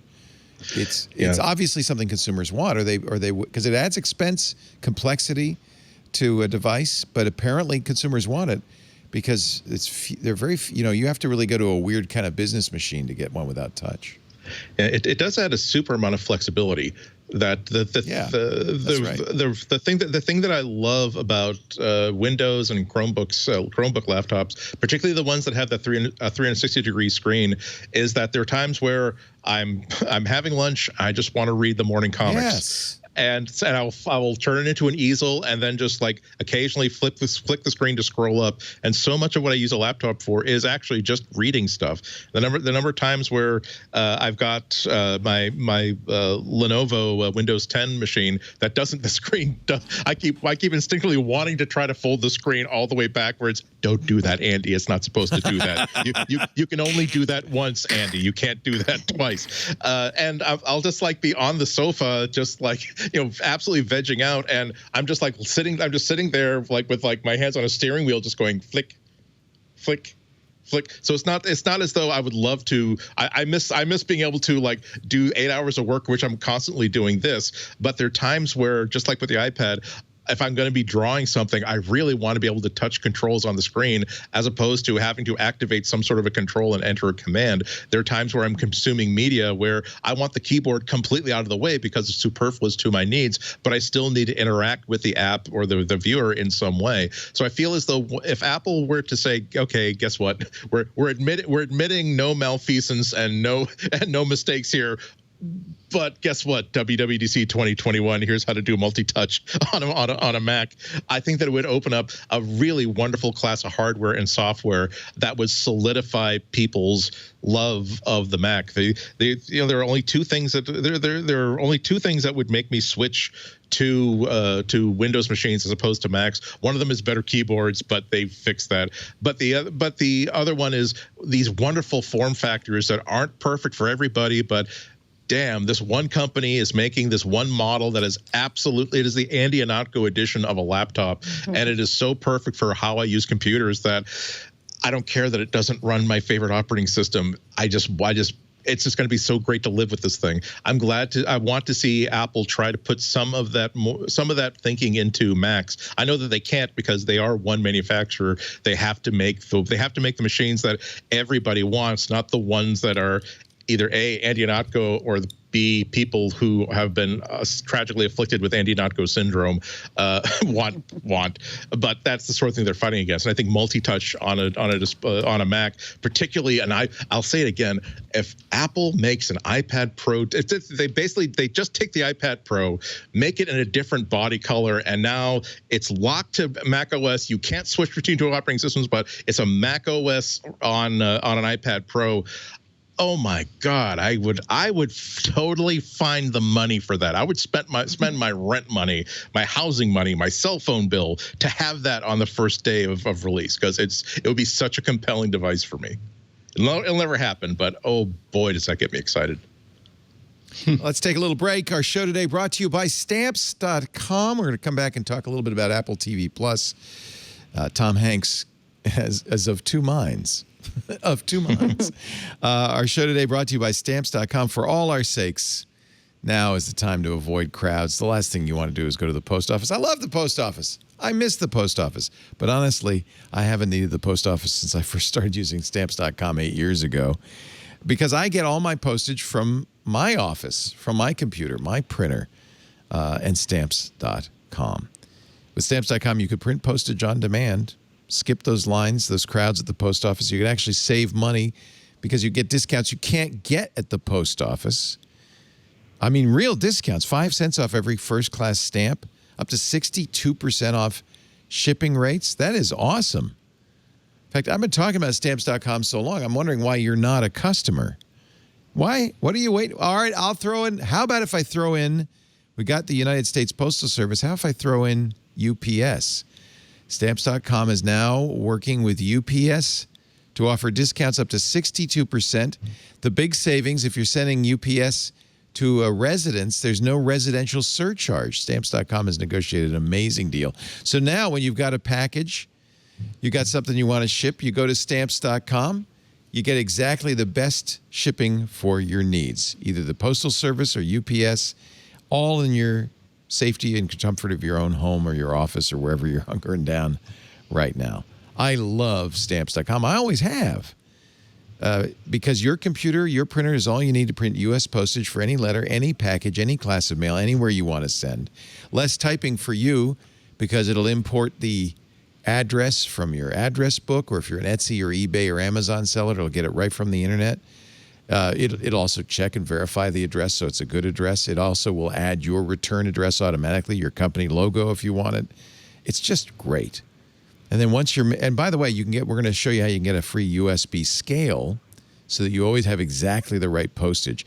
I still get packages from Etsy and other places with stamps on it, often not the right amount of postage because either they overdo it because they don't want you to postage due, but I get postage due packages. The only place I get it is from these Etsy, Amazon, and eBay sellers, and it drives me nuts. It's like, gee, dude, get Stamps.com. You'll look more professional, and your customers will like not having to pay extra fees. You will, too, with those great discounts. Stamps.com is a no-brainer. Saves time, saves money, makes you look more professional, keeps you safe in these crazy times. Once your mail is ready, I love that. Your mail carrier picks it up. You can even schedule a free package pickup. You can also drop it in the mailbox if you want to do that. And one of the nice things about Stamps.com, the Postal Service will allow you to mail stuff even greater than £1 if you've got Stamps.com stamps on it at the mailbox. Otherwise, they want to see it in person. I think this is just a no-brainer. Right now, a very special offer if you go to Stamps.com. See that microphone in the upper right-hand corner? Don't go for the give us a try, get $5 in free postage offer. Click that microphone, add the offer code TWIT, and suddenly you get the 4-week trial plus $55 in free postage plus the USB scale without any long-term commitment. It's such a good deal. I don't know why you wouldn't do it. Go to Stamps.com, get that $110 offer using the promo code TWIT, T-W-I-T, at Stamps.com. We are very happy Stamps.com users. Right now, you know, I'm mailing a lot more stuff than I used to. I just mailed masks to my mom, and I love it that I can do the whole thing through Stamps.com. Don't have to go somewhere or do anything. And with UPS added, that makes it even better. Stamps.com. Don't forget the offer code TWIT. Click that microphone in the upper right-hand corner. MacBreak Weekly, Where the Wild Things Are, coming to Apple TV Plus, a deal with the Maurice Sendak Foundation. One of the best children's stories ever. I loved reading it to my kids. They're going to do a series based on Where the Wild Things Are. I presume it'll be animated, not live action. Although they made a movie live action, didn't they? It would be interesting. Yep, well, Spike Jonze don't directed. they have Fraggle Rock? They could use the Fraggle Rock characters. Time to get away. Where the Fraggles are? Where the wild Fraggles are. I mean, you know. Are they going to be like Tom Hanks salty, and then the next day be all Tom Hanks unsalty about it? Well, that's a funny one. That would be amazing. So as we know, and I can't wait to see it, Apple TV Plus has the exclusive on Greyhound, his next movie. They spent a lot of money, $70 million for it. His first comment with The Guardian, it was an absolute heartbreak that it's on Apple TV. But I don't think on a big screen. I don't think the heartbreak is Apple. The heartbreak is no, it was clear. If you watched it, it was clear in context. He said he was heartbroken that it wasn't in movie theaters because he believes that war films should be shown on giant screens with giant sound systems. Well, come to my house. It was made Tommy. into an Apple thing. But come to my house. You're going to be on a giant screen with a giant sound system. I think the problem with the headline that was also picked up across the board was Tom Hanks saying it's heartbreaking that it's on Apple TV. Like, that's like the wrong message. That wasn't what he was saying. I think that, like, just as a headline, that's just so out of context that it's painful. Ben Lovejoy, come on, man. Well, in fact, he has added to his comments now saying, no, you don't understand. Greyhound was rescued at sea by Apple TV Plus. That's a little bit, but that was from the Today Show. He was also cranky that they didn't want his books behind him in the press junket, the remote press junket, because apparently they thought that people would find it distracting seeing what books were on his shelf rather than listening to what he was saying. That's my so favorite they wanted part. him on a blank I wall. read that. But then today he was back on the book thing. Yeah, so obviously he won that war. Yeah. I like the books. Yet the Today Show said you could have some books. Yeah. And I spent the whole time trying to figure out what books he had. Why didn't he just drop the H-bomb on them? Like, just say, gosh, you know television better than I do. If you think that it would ruin everything by having Tom Hanks in front of books, you should definitely not have me on the show. You're right. You should do exactly what you want. Bye. Oh, you're saying it's okay for me to have. Oh, okay. I'm sorry. I misunderstood. I thought you said. I might know a little about filmmaking. We trust you with it. He's the most loved man in America. He's Mr. Rogers. He's Mr. Rogers. Don't mess with him.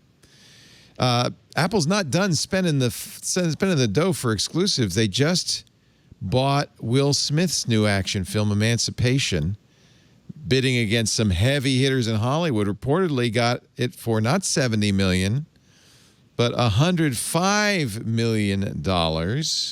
was down to Apple and Warner Brothers. Warner Brothers said, we're out. That's too much. So this is where I worry, because the last two, like both in the theaters, like Forever Man or Millennium, I forget what it was called, the Will Smith clone movie, and the one on Netflix where they had like, he was like Fairy Police or like Goblin Police or something. That was terrible. Not very good movies. Terrible. Like expensive, but not very good. And I thought Apple was going to emphasize, and maybe this is the best movie ever. I don't know. I haven't seen it. It's not been produced yet. Presumably they saw it before they bought it. You never know, though, because like I've been listening to John August and Craig Mazin's Script Notes podcast for a while now, and there is so many a slip twixt the production and the ship when it comes to Hollywood movies and and we're just hearing about all the DC Universe interference that went on for the last 2 years. I mean, it's remarkable any movie gets made, but it does seem like these, like in the beginning, Apple was doing very quirky things that would not be produced without them, and I sort of loved that approach because it lowered expectations and really set the bar on quality, where I feel like Will Smith vehicles could be made anywhere, and the emphasis goes rapidly off the quality to just the star power. There's more to it than this. It's directed by Antoine Fuqua, and it is a true story of a runaway slave who changed the world a little bit. He escaped from his slavery and journeyed north, and then joined the Union Army. This is in 18. Now I feel like a jerk. Yeah, listen, because it gets even better. This is in 1863, and when he got the physical for the Army, he had to take off his shirt and showed his bare back. They took photos, even though this is 1863, of the scars on his back from a near fatal whipping. That photo got published. Was seen around the world in 1863, and it gave the abolitionist cause indisputable, this is from Deadline, indisputable proof of the cruelty of slavery in America, and it influenced people and really had a lot to do with its, and this is its title, Emancipation. So I'm the worst. You are the worst human. No, I am. You didn't know that. You didn't know that. I didn't know it until I read it. But we love you, Rene. It was the first, it was so early. It was earliest days of photography, and it was the first viral image of the brutality of slavery. And so there is a really big, who knows what it's worth? Who knows how many people are going to go see it, but it is an important film. That's what I want, though. I want Apple to tell stories that aren't being told. I think that's where they can make their impact on the industry. I think that's why they did it. And by the way, they haven't seen the movie because it's slated to start production next year. So they did buy it. It has to now. Yeah, they bought it. They were talking this week about how they were going to have to use CGI to have people touching each other on movie sets without having them being quarantined for 2 weeks first. It sounds like it's going to be very hard to produce anything for a while. So there were 7 bidders in the virtual can market. After $75 million, the bidding was down to Apple and Warner Brothers, and Apple eventually won the rights for what will likely be a spend of $120 million. It shows that Apple is. This is a production deal. This is not merely a distribution deal. So that shows Apple is very much all in on creating content they're all in on Apple TV Plus. I think there's no question about that. Yeah. And I apologize for being the worst kind of pundit. You're not. You didn't know. I spoke off reactionary garbage, and I apologize. He has made some pretty bad films lately. Well, there's no doubt about it. But talk about areas in which Apple hasn't. That's right. Yeah, we'll talk about areas in which Apple can make a difference. It's not just making movies like this, but also making sure you're hiring filmmakers who are underrepresented, people who are not getting meetings, like Antoine Fuqua. Yep, leading actors that because they can't guarantee a $20 million opening are not going to get cast, which means you ace out of all but 18 mostly white men. You also have some white women. A few non-white actors that can open a movie. I really think I hope that this turns into a situation like we had in the nostalgic version of the 1970s movies, where absolutely anything goes. Yeah, it's like yes, this is damn crazy. Oh yes, the heartthrob from Welcome Back, Carter is going to be in a rated R movie about sex and dancing in Brooklyn. Sure. Well, Go ahead. In all seriousness, Apple deserves, I think, some credit for putting some money behind its Tim Cook's statements about diversity and about supporting black filmmakers. So you got a black filmmaker, a black star, and I think a very important film, regardless of the box office, what will be a very important film for 2021 or 2022 when it comes out. So I think that's, as much as anything, that's Tim Cook saying, yeah, we're going to put our money where our mouth is.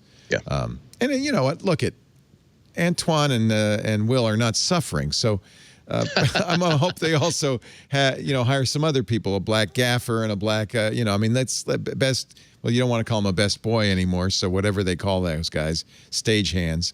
I hope that they put their money there too and in other places. But, I don't know if it's a big payday for Will or Antoine, but I think it's going to be an important film to make. So there's probably a lot of that too going on. Phil Libin has introduced. Phil's an old friend of the network. Loved him when he was the CEO at Evernote. He's been on Twit many times. He just sank $4.5 million into a new app with the strange name of MmHmm. How many M's? How many H's? 2 M's. The worst name ever. 2 MmHmm. Yeah, but you know how to say that, don't you? But that means that like I got $12. I'm gonna take every domain name that is one H too many, one M too few, in case this thing takes off, and then I'm gonna sell it back to the company for $20,000 a piece. I'm gonna guess that the way Phil came up with this is, I don't know if you've watched any of the Saturday Night Lives from home. But they're not just people on Zoom calls. They've really dressed them up with some great production graphics. That's what will do. Libin said, it's important to have a name you can say while eating. Which is funny because Phil is a big guy on fasting, on intermittent fasting. It's a virtual camera. Will it replace Quibi? Will it fill the Quibi-sized hole in my non-existent heart? Oh boy, Quibi. There's a good article about Quibi. I'll talk about that in a second. It's important you can have a name while eating, says Libin. It's a virtual camera, which, as you know, sometimes works, sometimes doesn't work with Zoom and Skype and so forth. But I guess they're planning it for Zoom, Google Meet, or other YouTube even. You turn it on, and it transforms your room into a virtual stage, and offers a variety of still and animated virtual backgrounds to enliven your conversations. It also, you can manipulate slides, backgrounds, your own image. With a simple gesture on a trackpad, you can move your face around the screen, shrink or enlarge your image, disappear entirely. Let's see, here's the beta preview. This is Phil starring in a video created. There's Phil with I don't know, I think it's interesting. This shows you that there is a gold rush in Zoom stuff. It is for the Mac, by the way. It's everybody has to deal with this. Everybody's not, and even after this whole thing goes away, the idea of video conferencing becoming part of the workplace is going to stick around. And so the idea of let's have ways to make this cool. Let's have ways to make me have fun doing this. Tom Hanks should have had this because he adds a bookshelf with some books to that bare blank wall. He has over-the-shoulder graphics, PowerPoint presentations. He can disappear, become translucent, move around on the graphic. I want this, actually. I think we're going to do our shows with from now on. This looks pretty sweet. This is kind of like Ecamm. You see he's got an Ecamm style inset of his smartphone. Ecamm's done very well. I mean, Micah used it today for iOS today. He uses it. I think this is really, you know what? This sounds silly, and no doubt the name is silly, but I think it's pretty cool. Yeah. I think it might actually, this might be the time to make. I do hope that the software generates a random and fresh, unique collection of random crap on the bookshelves behind them every single time for every single user, or else, I see you also have the oak burl horsehead figure, as well as the generic book on, quote, U.S. history, unquote. Libin says it's intended to be the go-to app for people who want to stream PowerPoint instead of Fortnite depressingly, there are very many of us. Yeah. He also likes the name because he says you can't just say it; you have to perform it, which is a really good point, isn't it? Oh well, no. Well, now you're risking like sounding like looking like one of the crash test dummies. You know. No.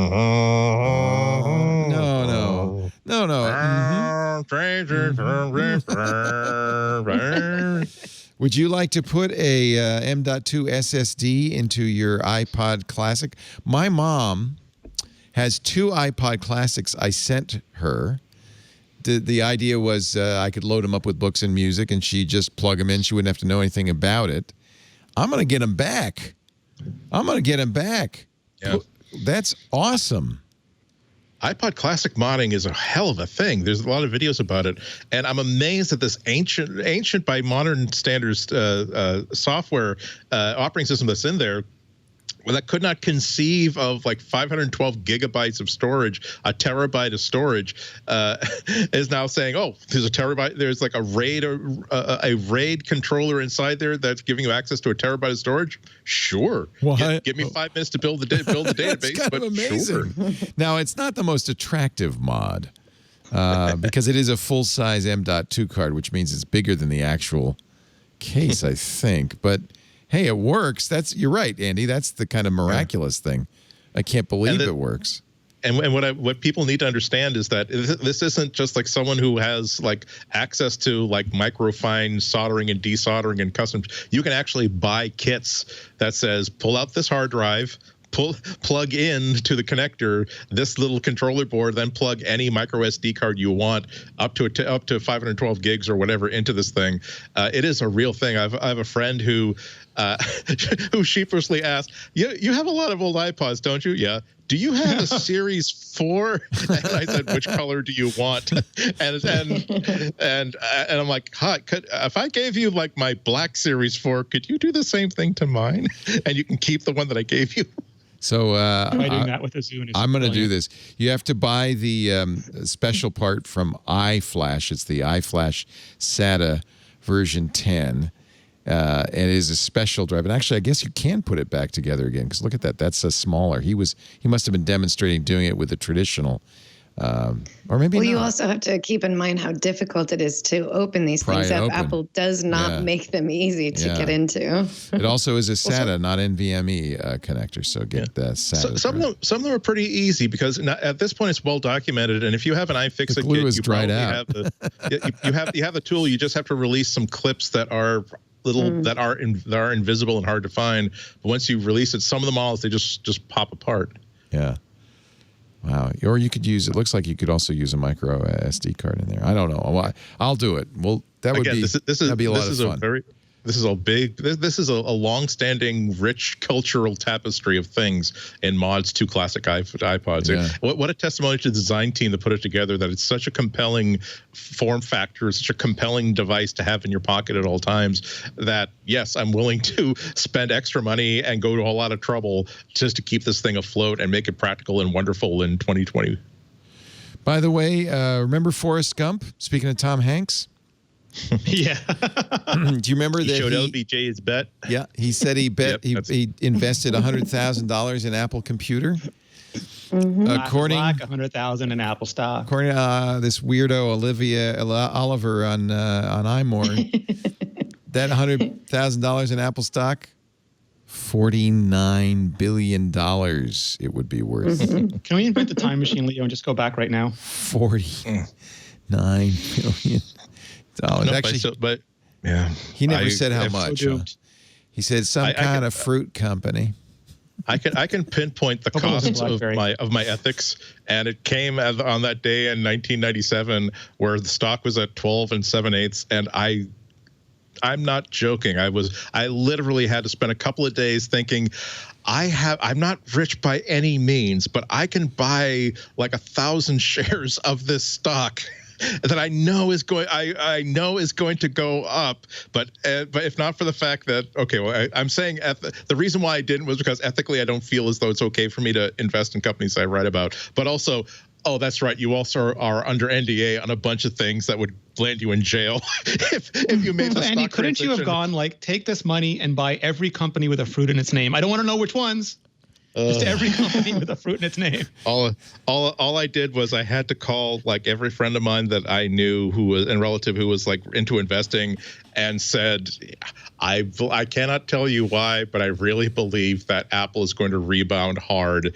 And a couple of them said, okay, that's worth $1,000 of my money, and they upgraded me from like Christmas cards to like Christmas presents for like 10 years after that. So I didn't remember this, but it's a joke in the movie because he says, I took the money I made from the Bubba Gump ship company and put it into some kind of fruit company, and then gets a letter in the mail, and you can see that the fruit is a nice looking apple. Yeah. He would be the 22nd richest person in the world today. Oh, if only. Tom, you got to make a sequel now. And you said you were a little miffed, Rene, but I think you don't mean it in a bad way. But the Fraunhofer company has come up with something to succeed H.265, which they also So I'm miffed in the sense that I believe. So right now there's this huge schism in codecs that's resulted for years in people with Apple devices not getting 4K YouTube. That's just the most common example. But basically, almost everyone was on board with H.264, and then the same consortium went to H.265.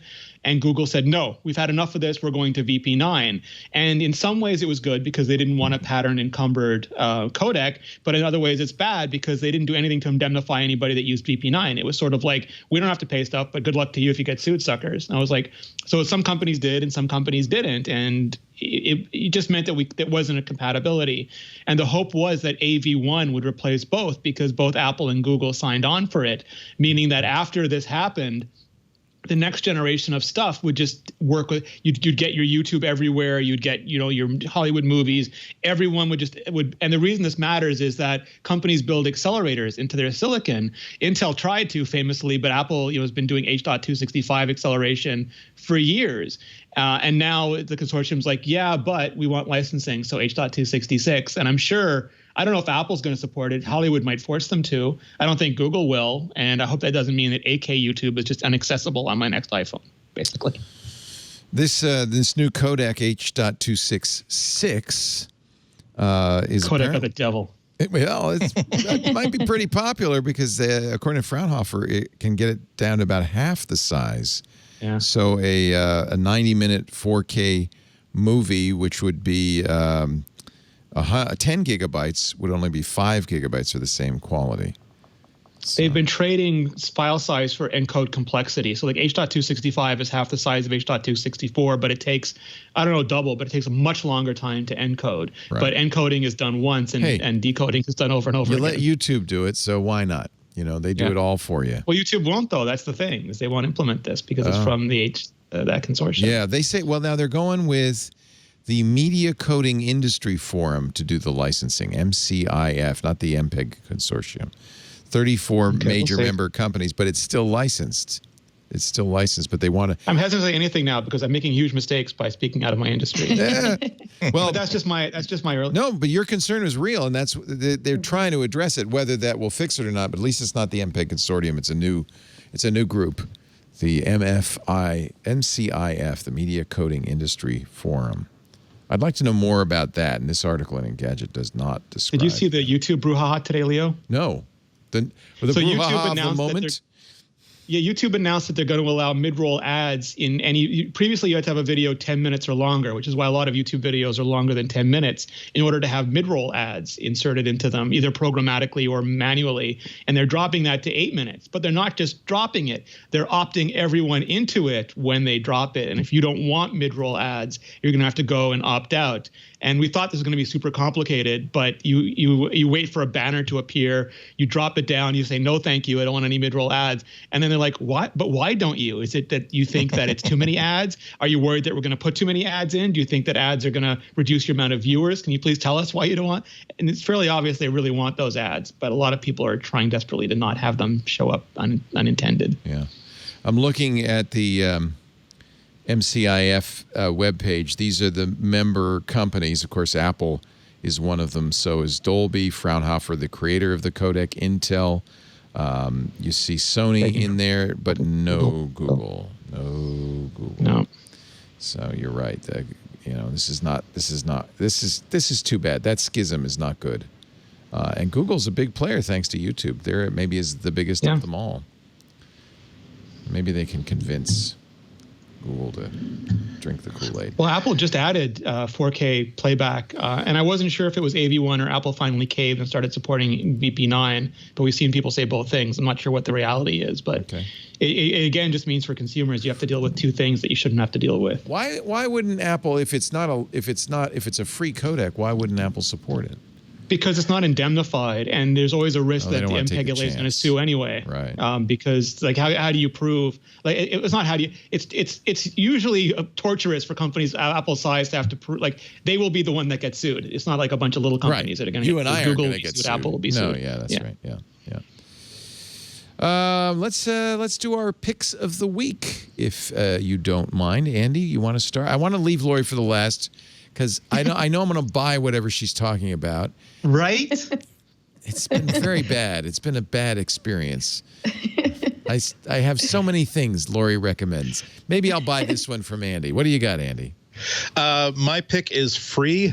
A lot of us here are big fans of the Plex media server app. Yes. This is a few years ago when I realized that iTunes was struck an iceberg and didn't think I should get off that boat sooner rather than later. Plex was the media organizer and streamer app that I landed on. It is essentially it's like you get you can create iTunes Music and Netflix your own personal versions of it using all the music and video and other files you already own. There's a brand new app, however, specifically for music called PlexAmp, which is instead of using like the standard Plex like mobile app for your iPhone or your iPad, and you navigate to your music library and you do this, that, the other. This one zeroes in specifically on your music, and it is really optimized as a music player.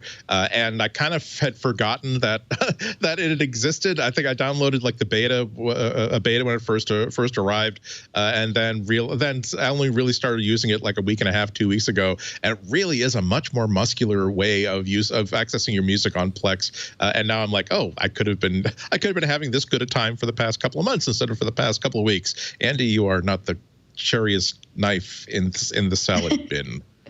It's no. Android, iOS, Mac OS, Windows, and Linux. Nice. Yep.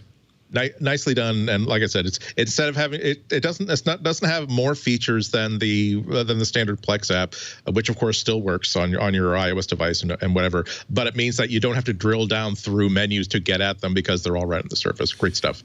Do you know? Because I really wanted to do this. I wanted to put all my audio books on my Plex server and listen to them, and I don't know if Plex doesn't handle the codec or something, but I've not been able to do that, and it's been disappointing because I would love to be able to do that. I have to say that that's an area in which I decided to bend certain rules. That I did use Audio Hijack to capture like my favorite audiobooks that I've bought and purchased from Audible, only because my mind is not. You can do that. I bought, well, yeah, and also it's just that I know that I could just simply install the Audible app on my phones and on my devices, and they make it very easy to do that. That's not a problem. It's just that when my first thought in my head does not go to, oh, well, I'll launch the Audible app. It's that, oh, I'll go to Plex because it's a piece of audio, and also I like the way that I can organize that media and tag it and create collections and stuff like that. To say nothing of the fact that I can put it on like my Sony Walkman because it just. Will it play it as an M4B, or does it? In other words, does it treat it like a book or like a piece of music? I don't know. I think the way that I do it, it treats it like an MP3, an audio file. Yeah. But I haven't actually. That's not useful for me. I should look into that. All I did was a couple of years ago realizing that I can't easily figure out a way to simply put this file onto my Plex server and make it work. Right. Okay, I guess I'm just going to have to use Audio Hijack and convert it to an MP3. That's because of the copy protection. Actually, I'll give you a recommendation, as long as we're breaking the law. I use this. This is EPUB-OR, which is a converter for a variety of formats, but they have specifically an audio converter for Audible that'll convert it to M4B or MP3. I don't use MP3 because it needs to pick up where you left off, obviously, or so good. But I do use the M4B format. I haven't found anything, though, on Plex server that will play back the M4B files. The only thing I'm worried about, so that converter isn't shady or shifty in any way. My problem with those things is that I paid for there's so many of them. They're like 100. If you do a Google search, there's 100 of go to upload this file into the website and you will get a download link for an MP3 version. And it makes me think that either it's collecting data on me or it just wants to add this. Oh, here's an audiobook that we didn't have for our pirate library that we're selling elsewhere. Thank you. So the issue, of course, is you're removing DRM, and depending on your interpretation of the law. Removing DRM is probably illegal according to the DMCA because you're reverse engineering DRM. This company, ePubOR, makes converters for ebooks as well. All I can say is I bought the Audible converter a couple of years ago, not because I am a regular Audible subscriber. I pay for every single book. I don't share my books with anybody, but I was really hoping to have the convenience of backing up my books. Exactly. Right? Yeah. So that I have them somewhere and I can play them without the Audible app. An iPod and iPhone, I think, will play them without an Audible app. But I wanted to be able to do that, A. And B, I really wanted to do it on my Plex server. I thought it'd be really nice to be able to listen to my audiobooks kind of in this kind of more open way. But I haven't yet figured out how to play those M4Bs back. Yeah. However, I will say this. I paid for this, bought it a couple of years ago. I've gotten regular updates. I haven't had any problem with it. It does the job. It's $23. They have a free trial, and as far as I can tell, they're a legitimate company. I have no idea they get away with it. That's whenever I hear about a new app. I understand. And you know what? It's such a important for some of us. It's a really important point. Now, Audible is a little bit different in that they're owned by Amazon, so it's not as though they're going to go away in 2 or 3 years and take all of my purchase content with it. But in principle, I believe that if I've bought content, unless I have it as an unlocked file that I can move wherever I want without restriction, makes me nervous. I don't really own it. I mean, I can play this movie, I can play this book, I can play this whatever under certain conditions that are controlled by an outside company. And to me, that's not acceptable. That's just a principle. I'm not insisting that everybody agree with it or share it, and I could be wrong in certain ways, but that's basically my instinct. That's why right here. I mean, even here in my podcasting stats, this is why I still have like incoming like stacks and stacks and stacks of CDs and Blu-rays, because I just don't buy stuff digitally. I have to buy them like on CD and then rip them, because if I don't have it as a FLAC file, I don't feel as though I actually own it. Yeah, and it's not, I'm the same way. I feel like making backups of stuff I purchased legally, I own, and I'm not going to give away. I'm not going to set up a blanket on the front lawn and sell. Is okay. That to me is ethically, even if it's not the letter of the law, it's of the spirit of the law, and it's ethical. On the other hand, this company charges for a product to do that. Yeah. That seems less than ethical. However, that's on them. But as Rene has said more than once, like if you don't know where a company is making its money, that's something you need to investigate. True. And not just from if you're not paying for it, you're not the consumer, you're the product. I don't mean things like that. It's like, okay, so what's in it for them to give me a free tool for converting stuff all the time? And it's like that's the thing that always gets me. A free SDK to make my app do all these things. It's my guess they're somewhere use our framework in the Cayman Islands or somewhere where they're beyond the long arm of the U.S. Copyright Authority. But maybe I've harmed them now by telling people about it. But this works very well. Let us bid on your eBay auctions for you. Just give us your login credentials. And we'll snipe your bids at 1 second before okay. Rene Ritchie, pick of the week. So mine is just it's something we all know, but recently when Craig Federighi and Greg Joswiak were on the talk show, a friend of the show, John Gruber, asked them why there was no calculator app on the iPad. And Craig was talking about, Apple could easily make one, but he basically gave a whole bunch of, typical Apple responses for something that I feel like James Thompson of PCalc has done beautifully going on a decade now, and that is make a calculator for the iPad. So I know this is still a source of frustration. Every time I ask people what they want to see in a new version of iPad OS, they say just a calculator. It's so weird.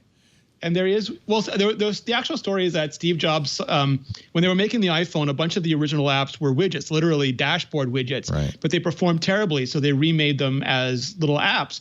But Steve hated the way they looked blown up on the iPad screen, so he refused to ship them. And Apple has added some of them back over time, but still no weather, still no calculator.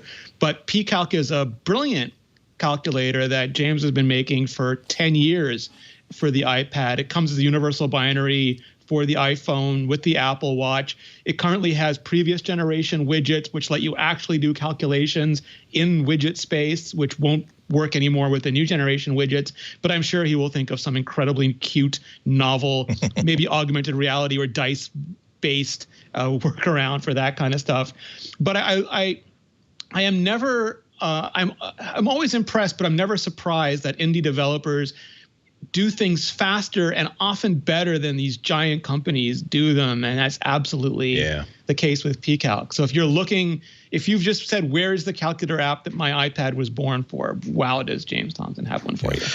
Yeah. Can I just say that if Apple were to come out with a calculator app that in any way were to jeopardize PCalc, there would be a reckoning, swift and inevitable. That may be why they have it now, everybody. Right? Yeah, maybe they just. It's like you do not mess with PCalc and its beloved creator. It's really true. It's really true. Yes. It's $10, but is that $10 get you the iPhone and the iPad and the watch? Yes. Okay. Yeah.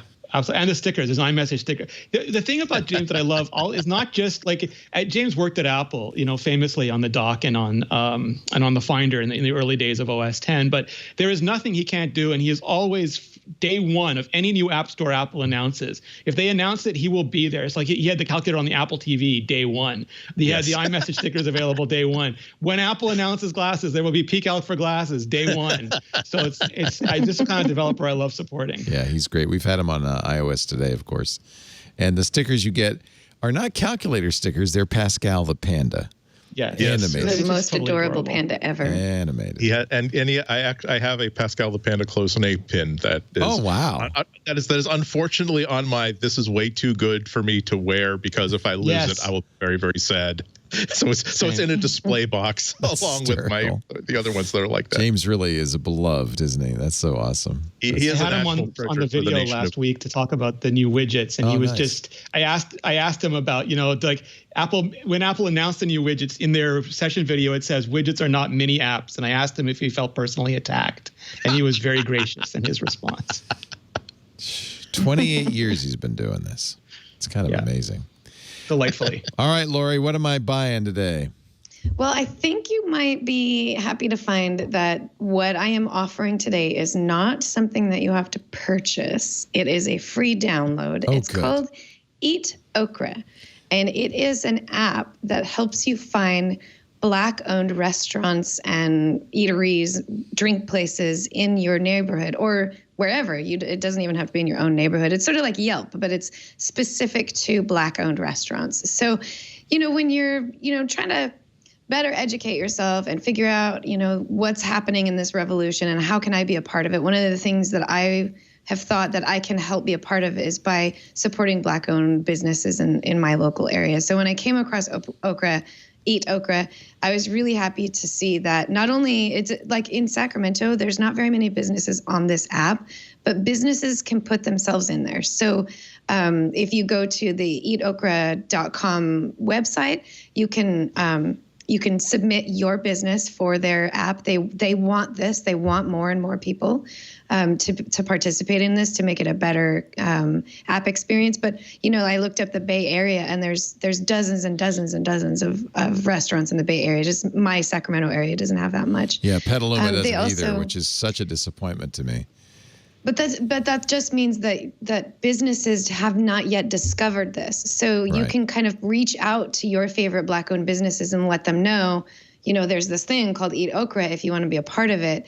They actually are in the middle of a crowdfunding campaign because just since June 4th or between May 30th and June 4th, something like that, they increased their app downloads by like 4,000%. Wow. And they just don't have the manpower to like do what's expected of them. So they're now actually trying to raise some money to just fund keeping this going and making this grow the way we want it to grow. So there's where you can spend your money. You can go big and spend $25,000 on investing in eat okra. It's eat okra. Did I get that backwards? No, eat okra is right. So they'll take a smaller amount. By the way, you don't have to spend $25,000. Yeah, in fact, you can even for the crowdfunding, you can donate $25 and then have your favorite locally owned, or not even locally owned, your favorite Black-owned restaurant featured within that local area. So it's kind of a nice little way to give back to your community. The restaurants that you go to that you love that are Black-owned, you can say, hey, I want South to be featured, and then for 7 days it'll be featured in the app when you go to that location. So yeah, eat okra. Just download it. Now more than ever, because as you know, during quarantine, restaurants are really going out of business fast.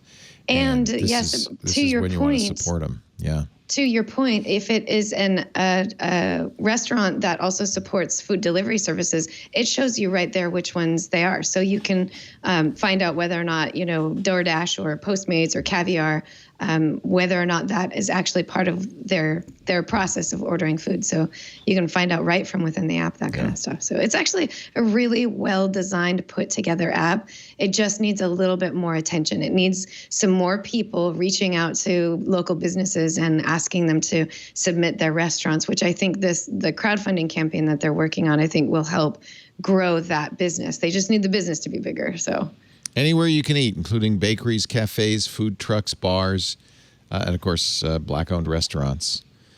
I wish we had some. Here, I have a feeling we don't. I mean, that can't be. I'll have to look around. That is most likely not true. Yeah. You just gotta find out where they are locally in your area. Yeah. I'm getting hungry now. Same. I want some soul food. Let's do it. Let's eat some okra. Thank you. Good pick, Lori. And actually, it was an app cap on iOS today a few weeks ago. Nice. Maybe not an app cap, but I think it was an app cap. It was one of my picks a couple of weeks ago because it is just really a neat idea. I think it's great. Ladies and gentlemen, our show has come to a close. I hope you enjoyed it. We thank Rene Ritchie from ReneRitchie.com. No, it was a decade, Leo. I can't expect it to change overnight. I still think Andy's with the Chicago Sun-Times, so it just shows you my brain ain't working. No, it's working well. Rene Ritchie is on youtube.com/Rene Ritchie. That's the place to go, at Rene Ritchie. And you do still find him on iMore, like that article you just put out. So yeah, I'm doing a column every Monday. He's not anonymous. Well, still is from iMore. Till Lori ends me. Lori will never end you. Never. That's Lori Gills. Whatever you're paying him, I'll underbid him by $8. She's the managing editor at iMore. In this economy, you got to do the responsible thing and look at the bottom line. Am I right? Absolutely. Absolutely. Thank you, Lori. Great to have you here. Are you Traegering this weekend? Yes, we are. We've been Traegering every weekend. Last weekend, we actually went all out. We did ribs. We did pork ribs, shrimp, and jerk chicken. I just got a recipe for queso from the Meat Church in Waxahachie. What are you laughing at? The Meat Church is where I worship, my friends. It's where I worship. I'm saying that I haven't been to Mass in a while, but oh boy, I'd be there. Every Sunday would be a holy day of obligation at the Meat Church for me. They have a queso recipe you make in your Traeger. You smoke it up. It does involve Velveeta and cream of mushroom soup in a can. I'm not going to hold that against it. It sure looks delicious. You know what? I make a mean queso, and I promise you it's because it's Velveeta. I am not kidding. No, I Velveeta know. Makes the best queso. Yeah. Well, doesn't it, was it Kenji Alt Lopez? I can't remember how his name was so long. Yes. Yeah. He was showing how there was the ingredients that they put in that cheese make other cheese melt better, and you can buy the box of that chemical on Amazon if you don't want to use it. But he just puts a couple slices of American cheese, and that chemical will do more than the amount of cheese that you put in it. It's a kind of salt. I forget what kind of salt it is, but it's the kind of salt that makes cheese melt better. This recipe calls for smoked Gouda in an equal quantity of the Velveeta, so he must be using the Velveeta to dissolve the smoked Gouda. To make it melt better, yeah. But again, like they show that you can just order a box off Amazon and then put a tablespoon or something in for the amount of cheese you want to. He does that for grilled cheese too, and it makes all the cheeses melt better. It's amazing chemistry. I gotta get some Velveeta. I've been eschewing it my whole life, saying it's not cheese. Or American it's cheese has it too. Product. Yeah. Oh, too fancy for the aerosol cheese, eh? Yes, I am. But look at this queso. Guess what I'm making this weekend? Thank you for Make showing it in that the to me. Traeger. It'll have that nice smoky flavor. Yummy, yum, yum, yum. It's sodium citrate. Sodium citrate. Well, you probably buy that by the jar, of course. Yeah, it's probably cheap. I'm going to be doing, I think, a pork shoulder. Going to do a little pulled pork. Mm-hmm. They say pork butt is the easiest, but it's all the same to the pig. I thought it was quite a good brisket, but it was a little overcooked, and that's because of the stall. I got the meat stall, so I gotta work on that. Anyway, since we're talking about barbecue, can I tell you about an experience I had at the store this weekend? Yes. Where I finally encountered, there was this display of like your basic like barbecue themed display, like like wood panel on this end cap of like barbecued meat in like shelf stable cans, where it's like shredded pork, like jerk chicken, like steak, like burnt tips. And it's like, oh my God, this is the greatest thing ever. I pulled down a can just to check out like more details. And after close examination, I stress, close examination, it's dog food. Oh no! And I was never been so disappointed or like tempted in my life. Well, I mean, I bet it can't kill me. But like, I immediately had these dreams of like, I can buy pulled pork like at the market nearby, but that means that I have to plan like one day to a week in advance of when I'm going to enjoy pulled pork. But the idea of like saying, man, I don't feel like cooking, but I really want like a barbecue. Oh, wait a minute. I have that shelf stable can. It's not going to be great, but it's still going to be pulled pork, but it's dog food. I'm disappointed. That is disappointing. I think I see you, Andy, as the kind of guy who in his obituary they could say something like he spent his entire life seeking to perfect meat in a can. And I just seeking out. I would not be unhappy if they said he was like a barbecue Diogenes wandering the streets with a lantern, looking for cost-effective and simple ways to acquire barbecue on demand within the constraints of his busy life as an internationally tolerated journalist. Sounds good to me. Sounds good to me. Thank you, all three of you. It's really great to get together. I don't know what Alex's schedule is. As soon as he's done streaming whatever fancy thing he's streaming, he'll be back. But in the meantime, it's great to have the three of you. And we invite you to come back next week, right? Tuesday, we do this, 11 a.m. Pacific, 2 p.m. Eastern Time, 1700 UTC, or 1800 UTC, I guess. If you want to watch live, you can go, or listen live, you can go to twit.tv/live. The stream's there all the time, and there's always something going on. And in fact, if you're doing that, you should always join us in the chat room. That's also always happening, always hopping at irc.twit.tv. If it's easier for you to listen on demand, and I'm sure it is, then you can easily get audio and video copies of the show from a variety of places. The website, twit.tv/MBW, but you can also get it from YouTube. We have a MacBreak Weekly stream on YouTube. You can get it from your favorite voice assistant. Just ask for MacBreak Weekly Podcast. It should play for you. And, of course, the best way to get it would be subscribe. That's how we like it, because then we know you're going to hear every episode the minute it's available of a Tuesday afternoon or evening. Thanks, everybody, for joining us. We'll see you next time on MacBreak Weekly. Now, get back to work, because break time is over. Bye-bye. Check out other shows here on Twit TV, including my show, Hands On Photography. On this show, I'm going to show you how to get the most out of your camera, as well as be a better post-processor. So head on over to twit.tv/hop and subscribe now.